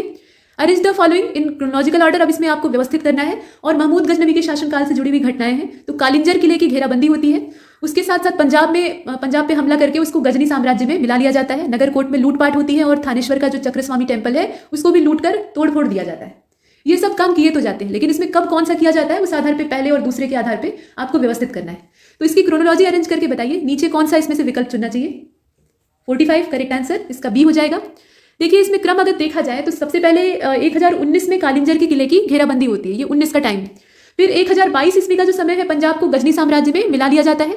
और 1010 में नगरकोट में लूटपाट होती है और थानेश्वर का जो चक्रस्वामी टेम्पल है वो 1014 में तहस नहस कर दिया जाता है। इस तरीके से है, तो हम बी वाले विकल्प का चयन करते हैं। 46 को देखते हैं। यहाँ कहा जा रहा है कि इसमें आप फिर से वही क्रोनोलॉजी अरेंज करके बताइएगा। यहाँ मोहम्मद गोरी के जीवन से जुड़ी हुई घटनाएं हैं, जैसे गोरी जो है वो गोर का शासक बनता है और मोहम्मद गोरी ने पेशावर की राजधानी लाहौर को जीत लिया था, सियालकोट को जीत लेता है ये, और पंजाब में गजनी वंश के अंतिम शासक खुसरो शाह पर हमला करता है, ऐसा इसमें दिया हुआ है। तो अब आप ये बताइए कि कौन सी घटना पहले होती है, कौन सी बाद में होती है, उसके आधार पर व्यवस्थित क्रम कौन सा होगा। नीचे विकल्प दिया है, करेक्ट आंसर क्या होना चाहिए, इसमें ए वाला होना चाहिए। उसी के हिसाब से अरेंज कर लेते हैं। देखिए, गौर का ये शासक बनता है, वो समय था 1173 का, ठीक, 1173। 1186 में पेशावर की राजधानी लाहौर पर अपनी जीत दर्ज करता है, तो वो 86 का टाइम। 1185 में ये सियालकोट को जीतता है और 1179 का जो समय है उस समय ये खुसरो शाह पर हमला करता है। तो ये पूरा इसमें समय काल है जिसे कि आप देख रहे हैं। आगे बढ़ते हैं, अगले वाले को देखते हैं। प्रश्न संख्या 47, उम्दतुल निस्वा, ये उपाधि किसको दी गई थी, मतलब ये टाइटल असल में किसकी है आपको बताना है। तो यहाँ कुतुबुद्दीन ऐबक, रजिया सुल्तान और इल्तुतमिश, इसके अलावा गियासुद्दीन बलबन का नाम दिया है। उम्दतुल निस्वा ये रजिया सुल्तान की टाइटल थी। पूरी दिल्ली सल्तनत में एकमात्र मुस्लिम शासिका और एक जज्बा था उसके अंदर शासक बनने का और क्वालिटी भी थी, लेकिन उस समय की जो षड्यंत्रकारी गतिविधियां थी दल चालीसा वाली, वो इसे टिकने नहीं देती। तो इसमें से रजिया सुल्तान को हम चुन लेते हैं। इसके बाद 48 को देखते हैं भाई। अब यहाँ देखिए, ईश्वर की भूमि का रक्षक और ईश्वर के सेवकों का सहायक, ठीक है। ये दोनों जो कथन है, मतलब ये दोनों जो उपाधियां एक तरह की हैं, ये किसके लिए इस्तेमाल होती थी बताइए। इसमें शासकों के नाम दिए और 48 को आप देख रहे हैं, राइट आंसर इसका क्या होना चाहिए, इल्तुतमिश होना चाहिए। 1210 से लेकर 1236 तक ये शासन करता है और सुल्तान सईद भी इसको कहा जाता था, भाग्यशाली सुल्तान। कई मामलों में ये भाग्यशाली था। तो इसमें से हम सी वाले विकल्प का चयन कर लेते हैं, ठीक। तो सी वाले को हमने चुना। आगे चलते हैं। 49 को देखें, कहा जा रहा है कि कौन सा गलत है बताइए। तो अकबर ने दिल्ली को अफगानों से छीन लिया और दिल्ली को मुगल ताकत का केंद्र बनाया। 1533 में हुमायूं ने दिल्ली में दीन पनाह नगर को स्टैब्लिश किया। दीन पनाह जो सिटी है उसको स्टैब्लिश किया जाता है 1533 में। और इसके साथ साथ ये कहा गया कि मुबारक शाह जो है इसने मुबारकाबाद नाम का एक नगर बनवाया था और ये समय था 1434 का, यानी 1434 का। शाहजहां के द्वारा दिल्ली में शाहजहानाबाद नाम का जो नगर है उसको डेवलप किया जाता है, उसकी फाउंडेशन रखी जाती है और ये समय था 1638 का। तो ऐसे करके इसमें स्टेटमेंट दिया है, कहीं ना कहीं गलती है, गलती आपको ढूंढनी है। और इसमें से राइट आंसर इसका ए हो जाएगा। ऊपर वाला ही कथन गलत है। अकबर ने दिल्ली को अफगानों से नहीं छीना था, बल्कि ये काम किसका था, बाबर का था। बाबर ने दिल्ली का पूरा क्षेत्र अफगानों के हाथ से छीन लिया और दिल्ली को अपनी मुगल ताकत का केंद्र बनाया। 50वें प्रश्न को देखते हैं। हमने अर्धशतक लगा दिया और यहाँ पे कालानुक्रम आपको व्यवस्थित करना पड़ेगा। तो मुइजुद्दीन बहराम शाह है, अलाउद्दीन मसूद शाह है, नासिरुद्दीन महमूद और कैकुबाद। पहले कौन सा शासक शासन करता है उसी आधार पर आपको अरेंज करना है, पहले कौन सा और बाद में कौन सा, करके दिखाइए। और 50वां जो है इसका राइट आंसर सी होना चाहिए। सी के हिसाब से इसे व्यवस्थित करेंगे तो ये पहले से ही अरेंज है, कुछ करना नहीं था। कभी कभी ऐसे भी प्रश्न आते हैं, कुछ हिलाना डुलाना नहीं होता है, लेकिन आपको कम से कम मालूम होना चाहिए। तो मुइजुद्दीन बहराम शाह का जो समय है वो 1240 से लेकर 1242 तक का है। 2 ही साल ये रूल कर पाता है, बहुत योग्य नहीं रहता है। और उसके बाद मसूद शाह को अगर देखें तो ये 1242 से अपना शासन शुरू करता है, 1246 तक रहता है। 1246 से लेकर 1265 तक नासिरुद्दीन महमूद का टाइम है और बीच में फिर बलबन वाला समय आता है। कुल मिलाकर कैकुबाद का जो टाइम है वो सबसे बाद का है, 1287 से ये शुरू होता है और 1290 तक चलता है, ठीक। तो उसी हिसाब से हमने देखा सी वाले को। आगे बढ़ते हैं। 51वें प्रश्न को देखिए, कालानुक्रम में अरेंज करना है। तो सिंध पर जो पहला अरबी हमला होता है वो यहाँ पर दिया हुआ है। कन्नौज शासक, यहाँ देख रहे हैं आप सेकंड स्टेटमेंट को, कन्नौज शासक के भोज राजा का राज्याभिषेक, मतलब कन्नौज के शासक भोज राजा का राज्याभिषेक। असल में चोल राजा है राजा राज और इनका कोरोनेशन यानी इनका राज्याभिषेक होता है। सुल्तान महमूद का कोरोनेशन यानी इसका जो राज्याभिषेक है वो होता है। ये सारी घटनाएं हैं, इनका डेट आपको अगर मालूम है तो उसके हिसाब से अरेंज करके देखिए। तो 51 का जो राइट आंसर है वो इसमें सी हो जाएगा, ये भी पहले से व्यवस्थित है। असल में सिंध पर पहला अरबी हमला होता है, वो समय था 712 का, ठीक। और भोज राजा का जो राज्याभिषेक है वो 836 में होता है, यहाँ पे 836 की डेट है। 985 में राजा राज का राज्याभिषेक होता है और सुल्तान महमूद का जो कोरोनेशन है वो 998 में होता है। तो उस आधार पर हम देखें तो हमारा सी वाला ऑप्शन ही सही है। 52 को देखते हैं, सही विकल्प कौन सा है। तो घाघरा का युद्ध जो है, बैटल ऑफ घाघरा, वो 1529 में लड़ा जाता है और अफगान राजा महमूद लोदी और मुगल बादशाह बाबर के बीच में ये घाघरा का बैटल होता है। महमूद लोदी को भारत में राजपूत राजाओं का काफी समर्थन प्राप्त था, मतलब राजपूत जो शासक थे वो इसको पीछे से सपोर्ट कर रहे थे और वो चाहते थे कि बाबर किसी कीमत पर जीते ना। तो अब इसमें आप ये बताइए कि सही कौन सा है। प्रश्न संख्या 52 को आप देख रहे हैं, इसका जो राइट आंसर है वो डी हो जाएगा। सभी सही है, जितनी सूचनाएं हैं वो सभी एकदम 100% सही है। आगे बढ़ते हैं। यहाँ देखिए 53वें प्रश्न को, पानीपत के तीनों बैटल जो है उनके बारे में दिया हुआ है, सही कौन सा है वो आपको बताना है। तो बैटल ऑफ पानीपत 1526 पहला वाला, ये बाबर और इब्राहिम लोदी के बीच में लड़ा गया था, ऐसा दिया है। 1556 यानी 1556 का जो समय है उस समय सेकंड बैटल ऑफ पानीपत लड़ा जाता है, मतलब ये इसको पूरा आयोजित किया जाता है और ये अकबर और हेमू के बीच में लड़ा गया था, ठीक। और तीसरा वाला जो है ये 1561 में लड़ा जाता है, यहाँ डेट देखिएगा। अहमद शाह अब्दाली और बालाजी बाजीराव की सेना जो है वो आपस में टकराती है। मराठों के लिए ये युद्ध बड़ा खतरनाक सिद्ध होता है और उनकी शक्ति का यहाँ से समापन हो जाता है। तो आप ये बताइए कि सही कौन सा है। प्रश्न को आप देख रहे हैं और 53वां प्रश्न जो है इसका करेक्ट आंसर ए ही होना चाहिए। ए को हम इसलिए चुन रहे हैं क्योंकि इसमें सिर्फ जो पहला और दूसरा स्टेटमेंट है वही सही है, तीसरा वाला कथन जो है वो गलत है। 1561 नहीं होगा, वहां जो डेट दी है तीसरे पानीपत के युद्ध की वो 1761 होनी चाहिए। मराठों और अहमद शाह अब्दाली की सेना के बीच में ये युद्ध होता है, तो यहाँ पे 1761 होना चाहिए था। आगे बढ़ते हैं, प्रश्न संख्या 54 को देखते हैं। तराइन के युद्ध के बारे में कहा गया है, गलत विकल्प का चयन आपको करना है। तो 1191 में जो पहला बैटल होता है तराइन का, उसमें पृथ्वीराज चौहान और मोहम्मद गोरी आपस में लड़ते हैं, और दूसरे वाले में 1192 का समय था, ठीक अगले ही साल, उसमें मोहम्मद गोरी और पृथ्वीराज चौहान फिर से आपस में लड़ते हैं। ऐसा दिया हुआ है, गलती कहां पर है वो आपको बतानी है, तो गलती तो इसमें कहीं नहीं है ना, तो इसमें से हम डी वाले को चुन लेते हैं, और इसका परिणाम भी आपको पता होगा, इसमें आप आराम से कर सकते हैं। मतलब पहले वाले में पृथ्वीराज चौहान अपनी वीरता की वजह से जीतते हैं, और दूसरे वाले में मोहम्मद गोरी अपनी छल की वजह से, अपनी कूटनीति की वजह से जीतता है, पीछे से हमला करता है। इसके बाद 55वें प्रश्न को देखते हैं। यहां कहा जा रहा है कि जो गलत है उसकी तलाश करिए। तो शेरशाह सूरी ने जो लड़ाइयां लड़ी है उसी पर यह बनाया गया प्रश्न है। घाघरा की लड़ाई ये जीत जाता है, चौसा की लड़ाई भी जीत जाता है, बिलग्राम वाला जो युद्ध है उसको भी जीत लेता है, और सेमल की लड़ाई भी ये जीत जाता है। अब आप ये बताइए कि गलती कहां पर है। तो 55वां प्रश्न आप देख रहे हैं ध्यान से, करेक्ट आंसर इसका ए होगा। घाघरा वाला जो युद्ध था वो शेरशाह के द्वारा नहीं लड़ा गया था, वो बाबर के द्वारा लड़ा गया था, और उसमें वो जीतता है।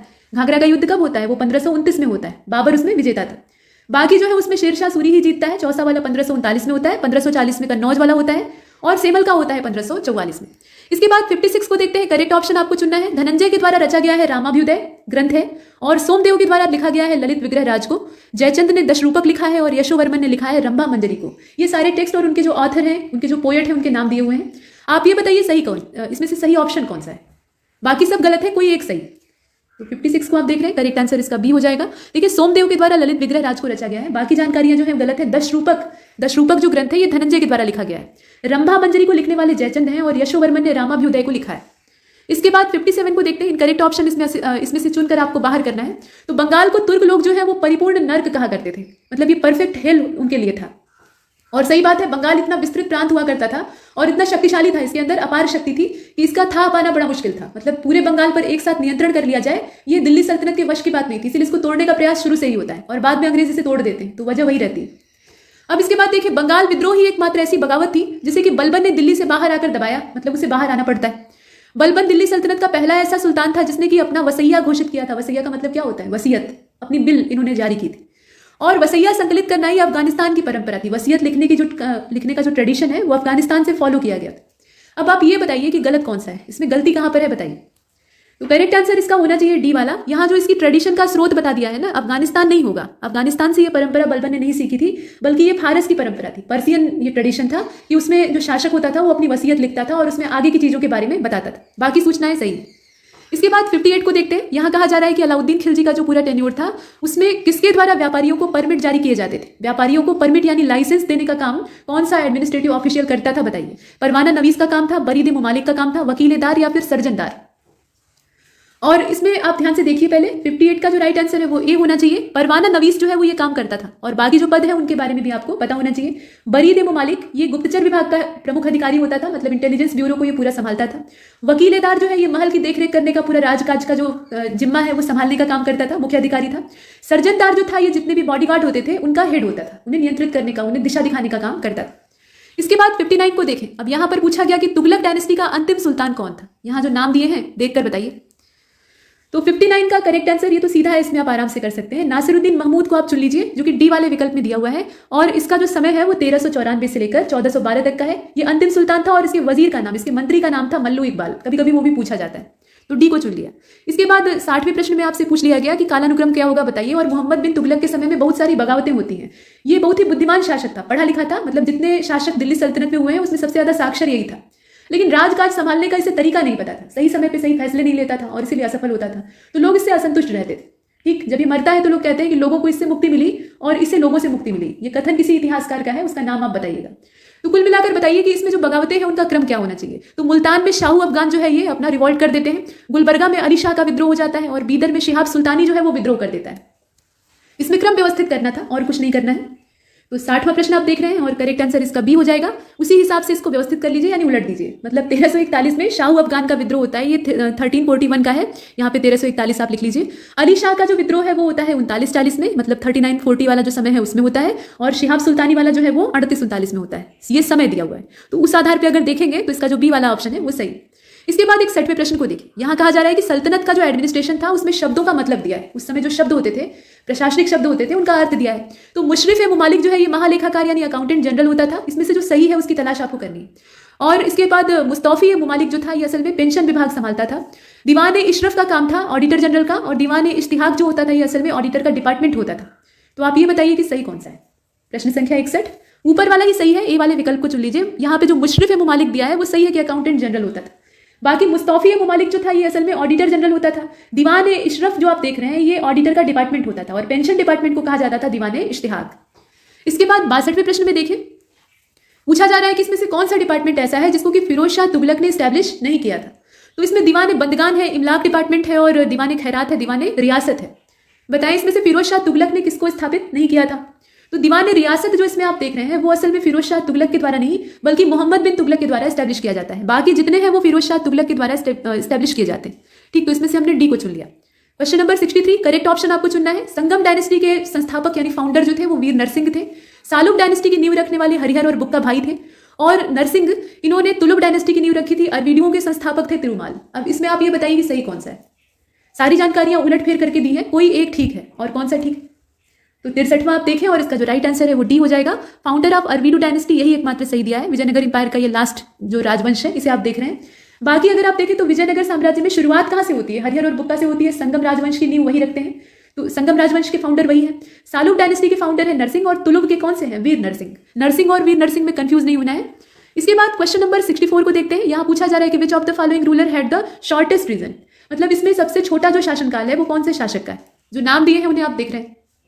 सबसे छोटा यानी कम समय तक शासन किसने किया था। तो अकबर का जो टेन्योर है यानी पूरा जो टाइम पीरियड है शासनकाल है उसे देखें तो 1556 यानी पानीपत के दूसरे युद्ध से शुरू होता है, और ये असीरगढ़ की विजय पर समाप्त होता है 1605 में, है ना। तो ये पूरा शासनकाल है। जहांगीर का जो शासनकाल है वो 1605 से अकबर के बाद शुरू होता है, शहजादा सलीम, और ये 1627 तक चलता है। उसके बाद समय आता है 1628 से 58 तक शाहजहां का, और 58 से लेकर 1707 तक और ये औरंगजेब का टाइम। तो इसमें अगर आप देखें तो जो जहांगीर का समय है वो सबसे कम है, इसीलिए हम बी वाले विकल्प को चुन लेते हैं।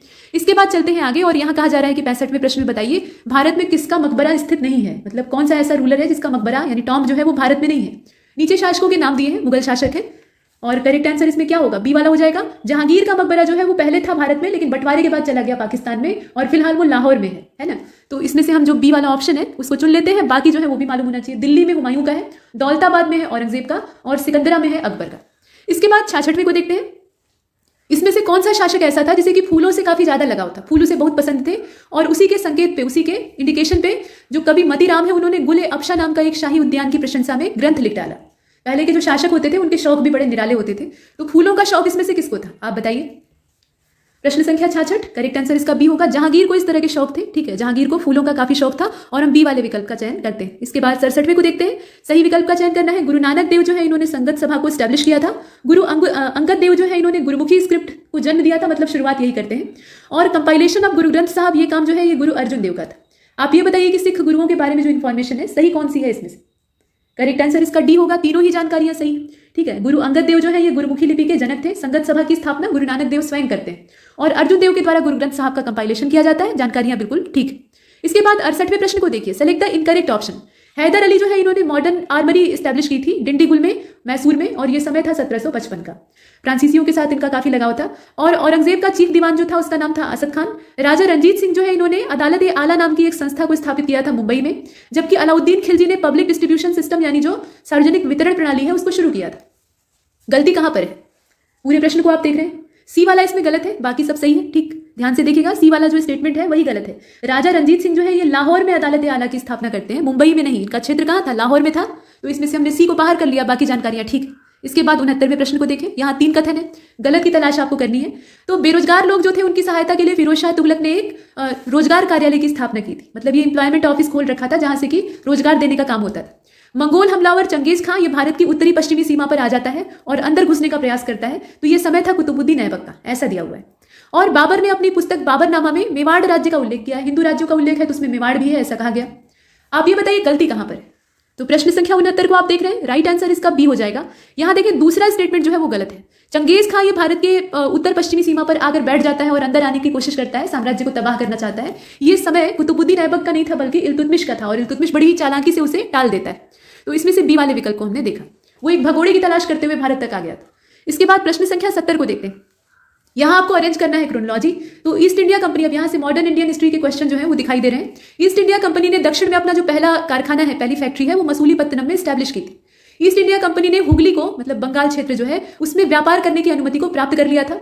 और ईस्ट इंडिया कंपनी ने जो ईस्टर्न इंडिया है, पूर्वी भारत है, वहां पे अपनी पहली फैक्ट्री हरिहरपुर, बालासोर, ओडिशा में स्थापित की थी। अब आप ये बताइए कि इसमें क्रम कौन सा होगा? ये बातें ठीक तो है, लेकिन इनका जो व्यवस्थित क्रम होगा, समय कौन सा होगा?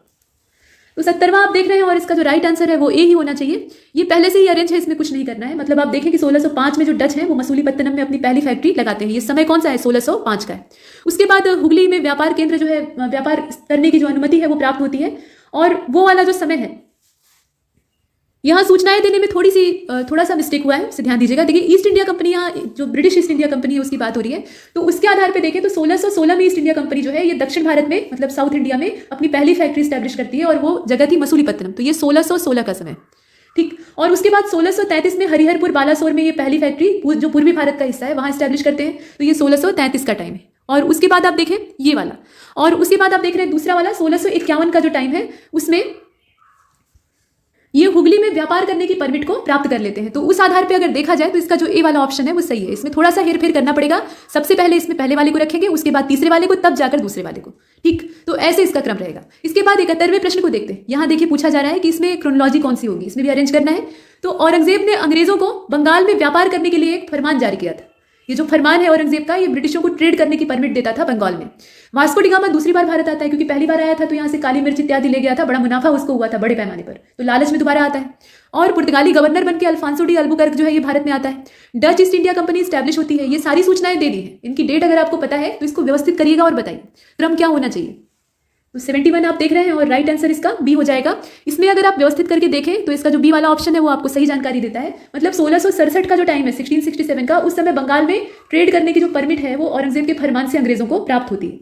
वास्को डी गामा दोबारा भारत आता है, पहली बार आता है वो डेट तो आप जानते हैं, लेकिन दोबारा आता है वो समय कौन सा था? 1501 का था।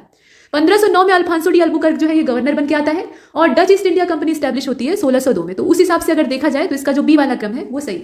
इसके बाद 72 को देखते हैं। अल्फांसो डी अल्बुकर्क के बारे में सूचना पीछे दी है, अब यहाँ पे थोड़ा डिटेल इंफॉर्मेशन है। तो पूछा जा रहा है कि गलत कौन सा है, बताइए। इसे भारत में पुर्तगाली शक्ति का वास्तविक संस्थापक माना जाता है। पुर्तगीज पावर का ये रियल फाउंडर था भारत में। और कोचीन को इसने अपना हेडक्वार्टर बना लिया था। ब्लू वाटर पॉलिसी को इसी ने शुरू किया था और अपनाया था। 1511 का टाइम है कि इसने साउथ ईस्ट एशिया का जो महत्वपूर्ण बाजार क्षेत्र था मलक्का, उस पर अपना पूरा कंट्रोल स्टैब्लिश कर लिया।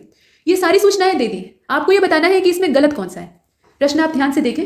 और 72वां प्रश्न जो आप देख रहे हैं इसका करेक्ट आंसर सी हो जाएगा। यहाँ देखिए आप, ब्लू वाटर पॉलिसी ये अल्फांसो डी अल्बुकर्क का काम नहीं था, ये फ्रांसिस्को डी अल्मीडा ने शुरू की थी, मतलब उसी के द्वारा इसे अडॉप्ट किया गया था, ठीक। तो ये सी वाला ऑप्शन गलत है, बाकी सब सही है। 1509 से लेकर 1515 तक का जो समय है उस समय तक अल्बुकर्क जो है वो रहता है।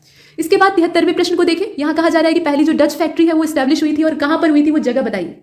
जगह आपको बतानी है, नीचे नाम दिए हुए हैं। 73 करेक्ट आंसर क्या होना चाहिए इसका? इसमें से सी वाला हो जाएगा। ये मसूलीपत्तनम में स्टैब्लिश होती है। पहली वाली जो डच फैक्ट्री है वो 1605 में स्टैब्लिश होती है और जगह थी आपकी मसूलीपत्तनम। वैसे देखें तो सूरत में ये लोग स्टैब्लिश करते हैं 1616 में। 1641 का जो समय है 1641 का, उस समय ये विमलीपत्तनम में अपनी फैक्ट्री लगाते हैं। और बंगाल में जो पहली डच फैक्ट्री स्थापित होती है वो पीपली नाम की जगह होती है और समय था 1627 का।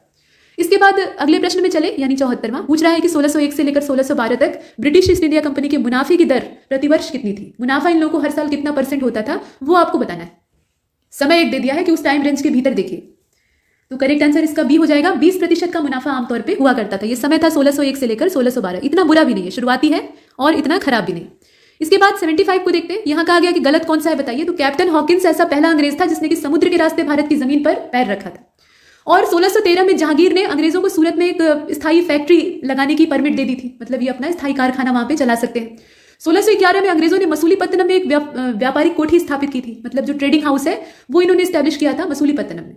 तो ये सारी सूचनाएं हैं। अब गलती कहां पर है वो बताइए। तो 75 का जो राइट आंसर है वो इसमें अच्छे से पहले देख लीजिएगा, डी वाला हो जाएगा। कोई भी कथन गलत नहीं है, जितनी इन्फॉर्मेशन है वो सब की सब पक्की है और इसलिए हम डी का चयन करते हैं कि कोई गलती नहीं है। 76 को देखिए। कहा जा रहा है कि कौन सा प्रत्यक्ष रूप से 1917 के चंपारण आंदोलन से संबंधित है। चंपारण आंदोलन, गांधी जी का पहले वहीं से इंट्रो होता है भारत में। उससे पहले इनका राजनीतिक करियर भारत में नहीं था, दक्षिण अफ्रीका में अपना काम कर रहे थे। तो इसमें आप बताइए कि कौन सा व्यक्ति इससे संबंधित था प्रत्यक्ष रूप से। वैसे तो पीछे बहुत सारे लोग जुड़े हुए हैं।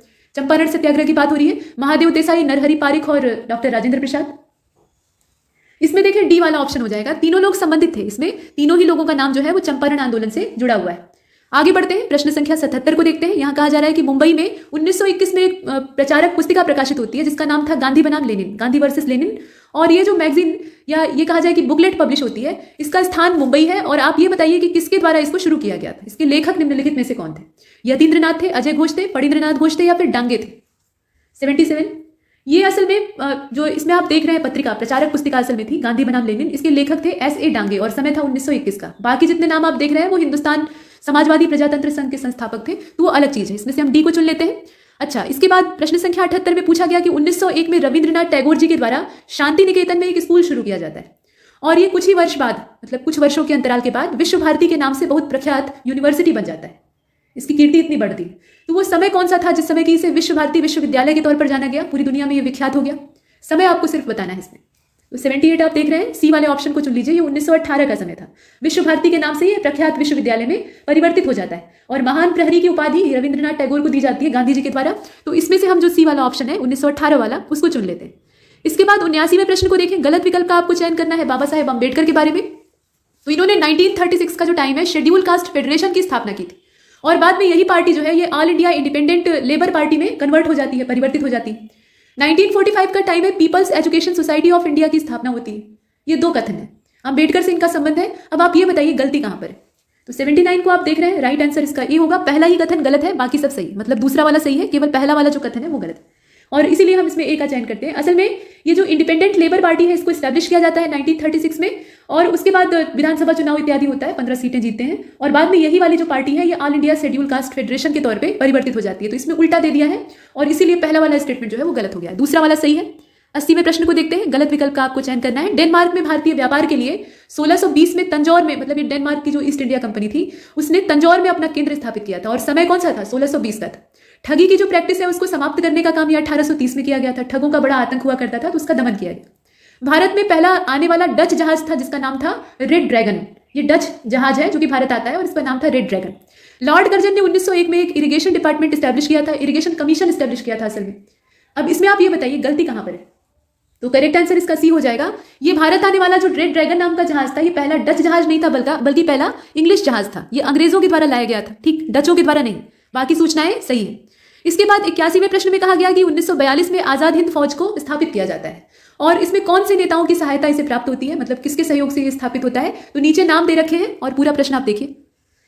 तो इसका जो करेक्ट आंसर है, नाम देख रहे हैं आप, करेक्ट आंसर इसका डी हो जाना चाहिए। ये तीनों ही नाम उसमें शामिल होते हैं। आप डी वाले ऑप्शन को चुन लीजिए, ठीक। मतलब यह है कि आजाद हिंद फौज यानी इंडियन नेशनल आर्मी जो है 1942 में स्टैब्लिश होती है। 28 से लेकर 30 मार्च का समय है। जापान में टोक्यो में रहने वाले जो रास बिहारी बोस जी हैं इनके दिमाग में ये विचार आता है। फिर उसके बाद ये पूरा अपना सम्मेलन बुलाते हैं और सम्मेलन बुलाते हैं तो इसमें फिर बाकी लोगों का नाम भी जुड़ जाता है, जैसे कैप्टन मोहन सिंह है, निरंजन सिंह गिल है। ये सब लोग आपस में मदद करके जापान के सहयोग से स्थापित करते हैं। इसके बाद आगे बढ़ते हैं। प्रश्न संख्या 82 को देखिए। यहाँ कहा जा रहा है कि 1939 में कौन सा शहर था जहां पे नेताजी सुभाष चंद्र बोस ने गांधी जी के द्वारा समर्थित उम्मीदवार जिनका नाम था पट्टाभी सीतारमैया और इनको लगता था कि ये जीत ही जाएंगे, लेकिन नेताजी का जो प्रखर व्यक्तित्व था उसके आगे ये टिक नहीं पाते हैं। तो आप ये बताइए कि उनके खिलाफ इन्होंने अध्यक्ष पद का चुनाव जीत लिया था नेताजी ने, तो वो अधिवेशन कौन सा था, मतलब कौन से अधिवेशन की बात यहाँ पर हो रही? तो यहाँ नाम दिए हैं, आप देखें। वैसे नेताजी सुभाष चंद्र बोस लगातार कांग्रेस के 2 अधिवेशनों में विजयी सिद्ध होते हैं। पहला तो इनका हरिपुरा अधिवेशन था और दूसरा वाला आपसे पूछा जा रहा है। तो क्वेश्चन नंबर 82 को आप देख रहे हैं, राइट आंसर इसका डी हो जाएगा। ये त्रिपुरी अधिवेशन था, ठीक है, त्रिपुरी अधिवेशन। और अंत में दोनों में से कोई भी अध्यक्ष नहीं बनता है, अध्यक्ष का पद दिया जाता है डॉक्टर राजेंद्र प्रसाद को। आगे बढ़ते हैं। प्रश्न संख्या 83 को देखते हैं। यहाँ कहा गया कि भारतीय राष्ट्रीय कांग्रेस का जो पहला ग्रामीण क्षेत्र में होने वाला अधिवेशन था वो 1936 में हुआ था और उसके अध्यक्ष थे पंडित जवाहरलाल नेहरू। ये भी आपको बता दिया है। और ये फैजपुर अधिवेशन था, मतलब फैजपुर में हुआ था। अब आपसे ये पूछा जा रहा है कि ये फैजपुर नाम की जो जगह यहाँ पे बताई गई है कौन से राज्य में? राज्य का नाम आपको बताना है, यानी सारी सूचना प्रश्न में दे दी है, छोटी सी चीज आपसे पूछी जा रही है। तो क्वेश्चन नंबर 83 का जो राइट आंसर है वो इसमें डी हो जाएगा। ये महाराष्ट्र में जगह है फैजपुर, ठीक है, महाराष्ट्र राज्य का फैजपुर है और वहां पे ये ग्रामीण क्षेत्र में होने वाला कांग्रेस का पहला अधिवेशन था। अध्यक्ष का नाम भी आपको मालूम होना चाहिए। 84 को देखते हैं। यहाँ पूछा गया कि भारत छोड़ो आंदोलन के दौरान बंबई के अलग अलग भागों में नियमित रूप से कांग्रेस के गुप्त रेडियो का प्रसारण किया जाता था और इसे मद्रास तक सुना जा सकता था। अब आपको यह बताना है कि इसमें कौन व्यक्ति था जो कि इसका पूरा आयोजन किया करता था। हालांकि इसमें बहुत सारे नाम शामिल हैं, लेकिन नीचे जो नाम दिए हैं उसमें से आपको चुनना है। तो 84 को आप देख रहे हैं, करेक्ट आंसर इसका बी हो जाएगा। राम मनोहर लोहिया का नाम आप इसमें शामिल कर लीजिए। इसके बाद 85 पूछा गया इनकरेक्ट ऑप्शन कौन सा है। तो गांधी जी ने मुंबई का जो ग्वालियर टैंक मैदान था वहां से अपना भाषण प्रस्तुत किया था, ऐतिहासिक भाषण, और उसमें करो या मरो का नारा दिया गया था, डू और डाई। या तो आजादी के लिए संघर्ष करके विजयी सिद्ध हो जाइए और नहीं तो आजादी के प्रयास में शहीद हो जाइए, यानी करिए या फिर मर जाइए। तो ये वाला जो नारा है लोगों को आग लगा देता है, लोग एकदम से टूट पड़ते हैं आजादी की लड़ाई में, है ना। तो ये वाला नारा, और उसके बाद साइमन गो बैक का जो नारा है ये यूसुफ मेहर अली के द्वारा दिया गया था। भीकाजी कामा जो है ये भारत छोड़ो आंदोलन के दौरान ग्वालियर टैंक में भारतीय ध्वज फहराने वाली महिला के तौर पर जानी जाती। अब आप ये बताइए कि गलती कहां पर है। गलती तो है इसमें, लेकिन कहां पर। तो 85वां प्रश्न आप देखें और करेक्ट आंसर इसका सी हो जाएगा। तीसरा वाला जो कथन है वो गलत है। भीकाजी कामा वैसे महान महिला थी, लेकिन ये झंडा फहराने वाला काम इन्होंने यहाँ पर नहीं किया था। ये काम किसने किया था? अरुणा आसफ अली के द्वारा किया गया था, जिन्हें कि ग्रैंड ओल्ड लेडी कहा जाता था। ग्रैंड ओल्ड मैन किसको कहा जाता था? दादा भाई नौरोजी को, और ग्रैंड ओल्ड लेडी इनको कहा जाता था। इसके बाद 86 को देखते हैं। यहाँ देखिए गांधी जी के नेतृत्व में 17 अक्टूबर 1940 को व्यक्तिगत सत्याग्रह को शुरू किया गया था, और इसमें जो सत्याग्रहियों का क्रम है वो दे रखा है। आपको ये बताना है कि सही कौन सा है। तो पहले जो सत्याग्रही थे वो ब्रह्मदत्त थे, और दूसरे वाले थे जवाहरलाल नेहरू, और तीसरे वाले थे विनोबा भावे। ऐसे उल्टा सीधा दिया हुआ है। आप ये बताइए कि सही कौन सा है। तो 86 का जो राइट आंसर है वो इसमें बी हो जाएगा। दूसरे सत्याग्रही का नाम ठीक है, 17 अक्टूबर 1940 को गांधी जी से शुरू करते हैं, और इसमें पहले सत्याग्रही विनोबा भावे थे, ठीक है, इनका नाम वैसे भी आप देखते हैं। दूसरे वाले जो है वो जवाहरलाल नेहरू थे इंडिविजुअल सत्याग्रह में, और तीसरे वाले थे ब्रह्मदत्त। तो उस हिसाब से अगर देखें तो केवल जो दूसरा वाला ऑप्शन है वही सही होता है, ठीक, मतलब बी को चुन लेते हैं। इसके बाद प्रश्न संख्या 87 को देखते हैं। कौन सा 1934 में जो कांग्रेस सोशलिस्ट पार्टी स्थापित होती है उसके संस्थापक में गिना जाता है? मतलब संस्थापकों का नाम आपको चुनना है। वैसे सदस्य तो कई सारे थे, तो सदस्यों का नाम नहीं चुनना है। यहाँ पर आचार्य नरेंद्र देव का नाम दिया है, जयप्रकाश नारायण है, पुरुषोत्तम विक्रम दास है, और गंगा शरण सिंह है। ये कुछ व्यक्तियों के नाम है, आप चुनकर बताइए। ये ध्यान दीजिएगा कि फाउंडर का नाम पूछ रहा है, मेंबर का नहीं। और इसमें से करेक्ट आंसर हमारा ए हो जाएगा, केवल पहला और दूसरा, आचार्य नरेंद्र देव और जयप्रकाश नारायण। बाकी अगर देखा जाए तो 1934 में स्थापित हुई इस पार्टी में अशोक मेहता ये सदस्य थे। उसके अलावा सदस्यों में अच्युत पटवर्धन, मीनू समानी और डॉक्टर राम मनोहर लोहिया, पुरुषोत्तम विक्रम दास, यूसुफ मेहराले, गंगा शरण सिंह, कमला देवी चट्टोपाध्याय, ऐसे बहुत सारे नाम आते हैं। प्रश्न संख्या 88 को देखिए। यहाँ कहा गया कि अखिल भारतीय राज्य लोक सम्मेलन जो है, यानी all India states people conference, उसके बारे में यहाँ स्टेटमेंट दिए हैं, कुल मिलाकर 3। जो सही है उसका चयन आपको करना है। तो यहाँ देखकर बताइए। देखिए, दिसंबर 1927 में all India states people conference जो है इसको ऑर्गेनाइज किया जाता है, और अलग अलग रियासतों से जो प्रिंसली स्टेट्स थी वहां से 700 से भी ज्यादा जो राजनीतिक कार्यकर्ता है वो इसमें हिस्सा लेने के लिए आते हैं। बलवंत राय मेहता, गोपाल गणेश अगरकर और GR अभ्यंकर, नाम इसमें सावधानी से देखिएगा। इनके आयोजन में महत्वपूर्ण भूमिका को हम देखते हैं, मतलब ये पूरा जो आयोजन था इसमें इनकी महत्वपूर्ण भूमिका थी। तो आप ये बताइए कि इसमें से जो कथन दिए हैं कौन सा आपका सही है। प्रश्न संख्या 88, करेक्ट आंसर ए हो जाएगा। पहला दूसरा तो सही है, उसमें कोई संदेह नहीं, दोनों सही, ठीक। लेकिन तीसरे वाले में हल्की सी गड़बड़ है। कहां पर गड़बड़ है? यहाँ जो बलवंत राय मेहता के बाद नाम दे रखा है ना, गोपाल गणेश अगरकर, इनको बाहर कर दीजिए। यहाँ पर नाम होना चाहिए था मणिलाल कोठारी का, जिनका कि काफी अहम रोल था। तो कुल मिलाकर 3 लोग इसमें शामिल होते हैं, महत्वपूर्ण इसके आयोजन में अपना रोल प्ले करते हैं, बलवंत राय मेहता, मणिलाल कोठारी और GR अभ्यंकर, ठीक। तो हमने सही चुन लिया इसमें से ए वाले। इसके बाद प्रश्न संख्या 89 को देखते हैं। इंडिया डिप्रेस्ड क्लास एसोसिएशन की स्थापना 1926 में किसकी अध्यक्षता में की गई थी? अध्यक्ष का नाम आपको बताना है। तो इसका चेयरमैन कौन था बताइए? MC राजा थे, जवाहरलाल नेहरू, या फिर ज्योतिबा फूले, या बाबा साहेब अम्बेडकर? तो इसमें अगर आप देखें तो इसका जो करेक्ट आंसर है वो ए हो जाएगा। MC राजा का नाम आप इसमें से चुन सकते हैं। इसके बाद प्रश्न संख्या 90 को देखते हैं। सेकंड गोलमेज सम्मेलन मतलब सेकंड राउंड टेबल कॉन्फ्रेंस जो है वो ऑर्गेनाइज होता है। 3 होते हैं कुल मिलाकर round table conference. Simon commission आता है और लाख विरोध के बाद अपनी रिपोर्ट पब्लिश करता है। उसी की रिपोर्ट पर विचार विमर्श के लिए ये 3 गोलमेज सम्मेलन जो है इन्हें ऑर्गेनाइज किया जाता है लंदन में, और भारतीयों का इससे बहुत प्रचंड विद्रोह चल रहा था। हालांकि बहुत सारे लोग वहां शामिल होने जाते हैं। जो दूसरा वाला गोलमेज सम्मेलन था वो काफी मायनों में खास था, और अंत में इसी की जो रिकमेंडेशन है, मतलब गोलमेज सम्मेलन में जो फैसले होते हैं उसी के आधार पर 1935 का भारत शासन अधिनियम लाया जाता है। तो ये सारी बातें हैं। अब इसमें आप बताइए कि भारतीय राष्ट्रीय कांग्रेस के एकमात्र रिप्रेजेंटेटिव के तौर पे सेकंड राउंड टेबल कॉन्फ्रेंस में हिस्सा किसने लिया था? दूसरा वाला। नाम दिए हैं और नाम जो दिए हैं उसमें से आपको चुनना है। लेकिन मजे की बात यह है कि आप इसमें से चुन नहीं सकते, ये आप भी जानते हैं। इसमें कांग्रेस की ओर से लीडर बनकर कौन गया था? गांधी जी गए थे। वो जाने को तैयार नहीं थे, लेकिन लॉर्ड इरविन के साथ जो समझौता हुआ था उसमें ये बात तय हुई थी कि भाई आप जो गोलमेज सम्मेलन है उसमें हिस्सा लेंगे और अपना जो काम चल रहा है आंदोलन वाला उसको यही समाप्त करेंगे। ये सारी वहां पे समझौते की बातें होती है। तो इसमें महात्मा गांधी का नाम दिया नहीं है, इसलिए हम किसी को भी चुन नहीं सकते, ठीक है। इसमें कोई भी नाम जो है वो हमारे काम का नहीं है। इसके बाद 91 नंबर का जो प्रश्न है 91, उसको देख लेते हैं। 1929 में जो नॉर्थ वेस्ट फ्रंटियर रीजन है वहां पे स्वयं सेवकों का एक संगठन स्थापित होता है लाल कुर्ती के नाम से, जिसको कहा जाता था खुदाई खिदमतगार। अब ये जो ऑर्गेनाइजेशन है इसको बनाने वाले व्यक्ति का नाम आपको बताना है। तो इसमें नाम दिए हैं और पहचानिए कौन सा नाम होना चाहिए। खान अब्दुल गफ्फार खान, जिन्हें कि सीमांत गांधी भी कहा जाता था। गांधी जी जैसे इनके काम थे और ये सीमावर्ती क्षेत्रों में काफी सक्रिय थे। माफ कीजिएगा, यहाँ निशान गलत जगह लग गया, तो यहाँ पे हम चुनेंगे बी वाले ऑप्शन को, खान अब्दुल गफ्फार खान। इसके बाद 92वें नंबर के प्रश्न में आपसे पूछा गया, यानी 92 में सविनय अवज्ञा आंदोलन यानी सिविल डिसोबीडियंस मूवमेंट जो है, इसमें निम्नलिखित में से किसने भारतीय रिपब्लिकन सेना के नाम से, यानी जो इंडियन रिपब्लिकन आर्मी है उसके नाम से एक घोषणा पत्र जारी किया था, और उसमें यह कहा गया कि भारतीय लोग जो है वो ब्रिटिश शासन के खिलाफ खुलकर बगावत करें। तो यहाँ पर इंडियन रिपब्लिकन आर्मी का नाम दिया है, उससे आप आराम से व्यक्ति का नाम पकड़ सकते हैं, इससे नाम किसका संबंधित है नीचे आप देखें। और 92 का जो राइट आंसर है वो इसमें हो जाएगा मास्टर सूर्यसेन, मास्टर दा, ये काफी जटिल किस्म के इंसान थे, बड़े ही जिद्दी थे और अंग्रेज भी इनसे खौफ खाते थे। इन्हें प्रताड़ित करने के लिए जब इन्हें गिरफ्तार किया जाता है, अंततः अंग्रेजों के ये हाथ आते हैं तो इनके नाखून, इनके दांत, इनकी चमड़ी सब कुछ उधेड़ दी जाती है, बहुत इन्हें यातना दी जाती है और तब इन्हें मारा जाता है। इसके बाद आगे चलते हैं, प्रश्न संख्या 93 को देखते हैं। इंडिपेंडेंस फॉर इंडिया लीग जो है ये पार्टी, इसके संस्थापकों का नाम आपको चुनना है। तो यहाँ व्यक्तियों का नाम दिया है, आप बताइए इसमें से कौन कौन से व्यक्ति उसमें शामिल थे। सभी जाने पहचाने नाम है और 93 को अगर आप देखें तो इसका राइट आंसर बी होना चाहिए, बी को चुन लीजिए। देखिए केवल इसमें जो पहला और तीसरा है यानी जवाहरलाल नेहरू और सुभाष चंद्र बोस, उन्हीं को आप चुन सकते हैं। मतलब ये है कि ये इंडिपेंडेंस फॉर इंडिया लीग जो है ये 1928 में स्टैब्लिश होती है और इसमें 2 ही जने शामिल थे। दोनों जने की सोच आपस में मिलती थी, बस थोड़ा बहुत का अंतर था। 94 को देखते हैं। 6 जुलाई 1944 गांधी जी के संरक्षण में रहकर नेताजी अपना जो व्यक्तित्व है उससे दबा हुआ महसूस कर रहे थे, उन्हें नेतृत्व का मौका नहीं मिल पा रहा था। गांधी जी उस पर पूरी मतलब जो पार्टी का क्षेत्र था उस पर हावी हो गए थे। तो इसमें कुल मिलाकर देश को आजाद कराना अंतिम ध्येय था और इसी के चलते उन्होंने अलग रास्ता अख्तियार किया। तो इसमें आप देखें कि 6 जुलाई 1944 को नेताजी सुभाष चंद्र बोस ने आजाद हिंद रेडियो पर बोलते हुए संबोधित किया कि भारत की आजादी का अंतिम युद्ध शुरू हो गया है, अब ये अंतिम समय है, हमें पूरा जोर लगाना चाहिए और हम राष्ट्रपिता से ये उम्मीद करते हैं कि वो आशीर्वाद हमें प्रदान करेंगे। तो इसमें आप बताइए कि किसको संबोधित किया गया था। इसमें से जो नाम दिए हैं आप देखकर बताइए। तो 94 का जो राइट आंसर है वो इसमें डी हो जाएगा। इसमें से कोई नहीं, गांधी जी को संबोधित करते हैं और उन्हें राष्ट्रपिता कह के संबोधित करते हैं और उनसे आशीर्वाद की अपेक्षा करते हैं। इसके बाद 95 को देखते हैं। यहाँ कहा जा रहा है कि 1917 और 1918 का जो समय था, गांधी जी ने 3 संघर्षों में हिस्सा लिया, उनका राजनीतिक जीवन यहाँ शुरू हो गया था। गलत कौन सा है आप बताइए। तो चंपारण आंदोलन बिहार में होता है और ये किसानों का आंदोलन था। अहमदाबाद आंदोलन गुजरात में होता है, ये भी किसानों का था।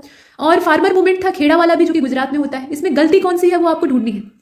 तो अब इसमें अगर आप देखें तो बाकी जो है वो तो किसान आंदोलन थे, लेकिन जो अहमदाबाद वाला है ये मिल हड़ताल थी, मतलब जो कारखाना था उसमें मजदूर हड़ताल करते हैं, तो ये मजदूरों से, जो श्रमिक है उनसे जुड़ा हुआ आंदोलन था, न कि किसानों से। तो इसमें से हम दूसरे वाले ऑप्शन को यानी बी को चुनकर बाहर कर लेते हैं, जो कि गलत है, बाकी सब सही है। 96 को देखते हैं। यहाँ कहा जा रहा है कि इनकरेक्ट ऑप्शन कौन सा है बताइए। तो 4 जून 1903 का समय है। गांधी जी ने साउथ अफ्रीका में इंडियन ओपिनियन के नाम से एक पेपर पब्लिश किया था, न्यूज़पेपर पब्लिश किया था और ये गुजराती, हिंदी, तमिल और अंग्रेजी भाषाओं में प्रकाशित होता था। इसकी जो लैंग्वेजेस है वो दी हुई है। गलत ऑप्शन इसमें से चुनकर आपको बाहर करना है।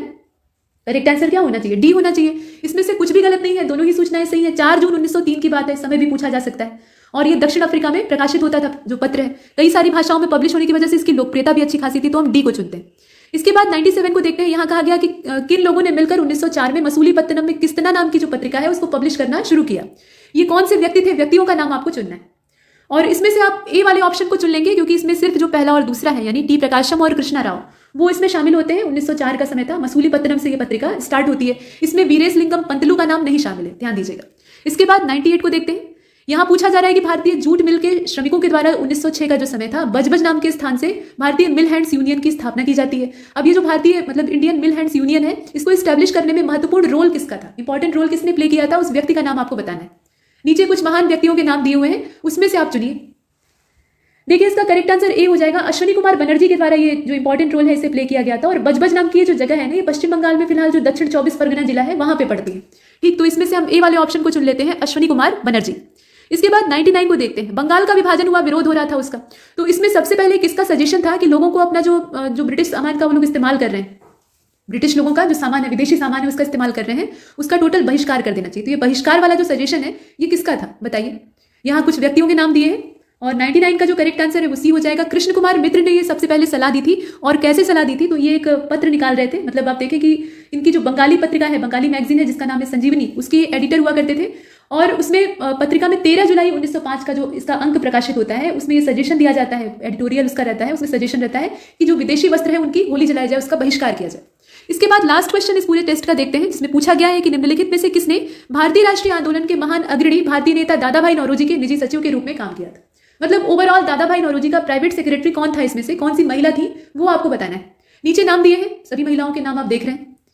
करेक्ट आंसर क्या होगा, सी हो जाएगा। ये भीकाजी कामा थी, मैडम भीकाजी कामा, इन्होंने निजी सचिव के तौर पे दादा भाई नौरोजी के काम किया था। तो इसमें से हम सी वाले ऑप्शन को चुनते हैं और यहाँ पर इस टेस्ट का समापन होता है। आशा है कि आपने प्रश्नों का आनंद उठाया होगा और खुद से भी हल करने का प्रयास किया होगा। तो ऐसे बहुत सारे टेस्ट जारी रहेंगे, इसमें इतना ही। तब तक के लिए नमस्कार।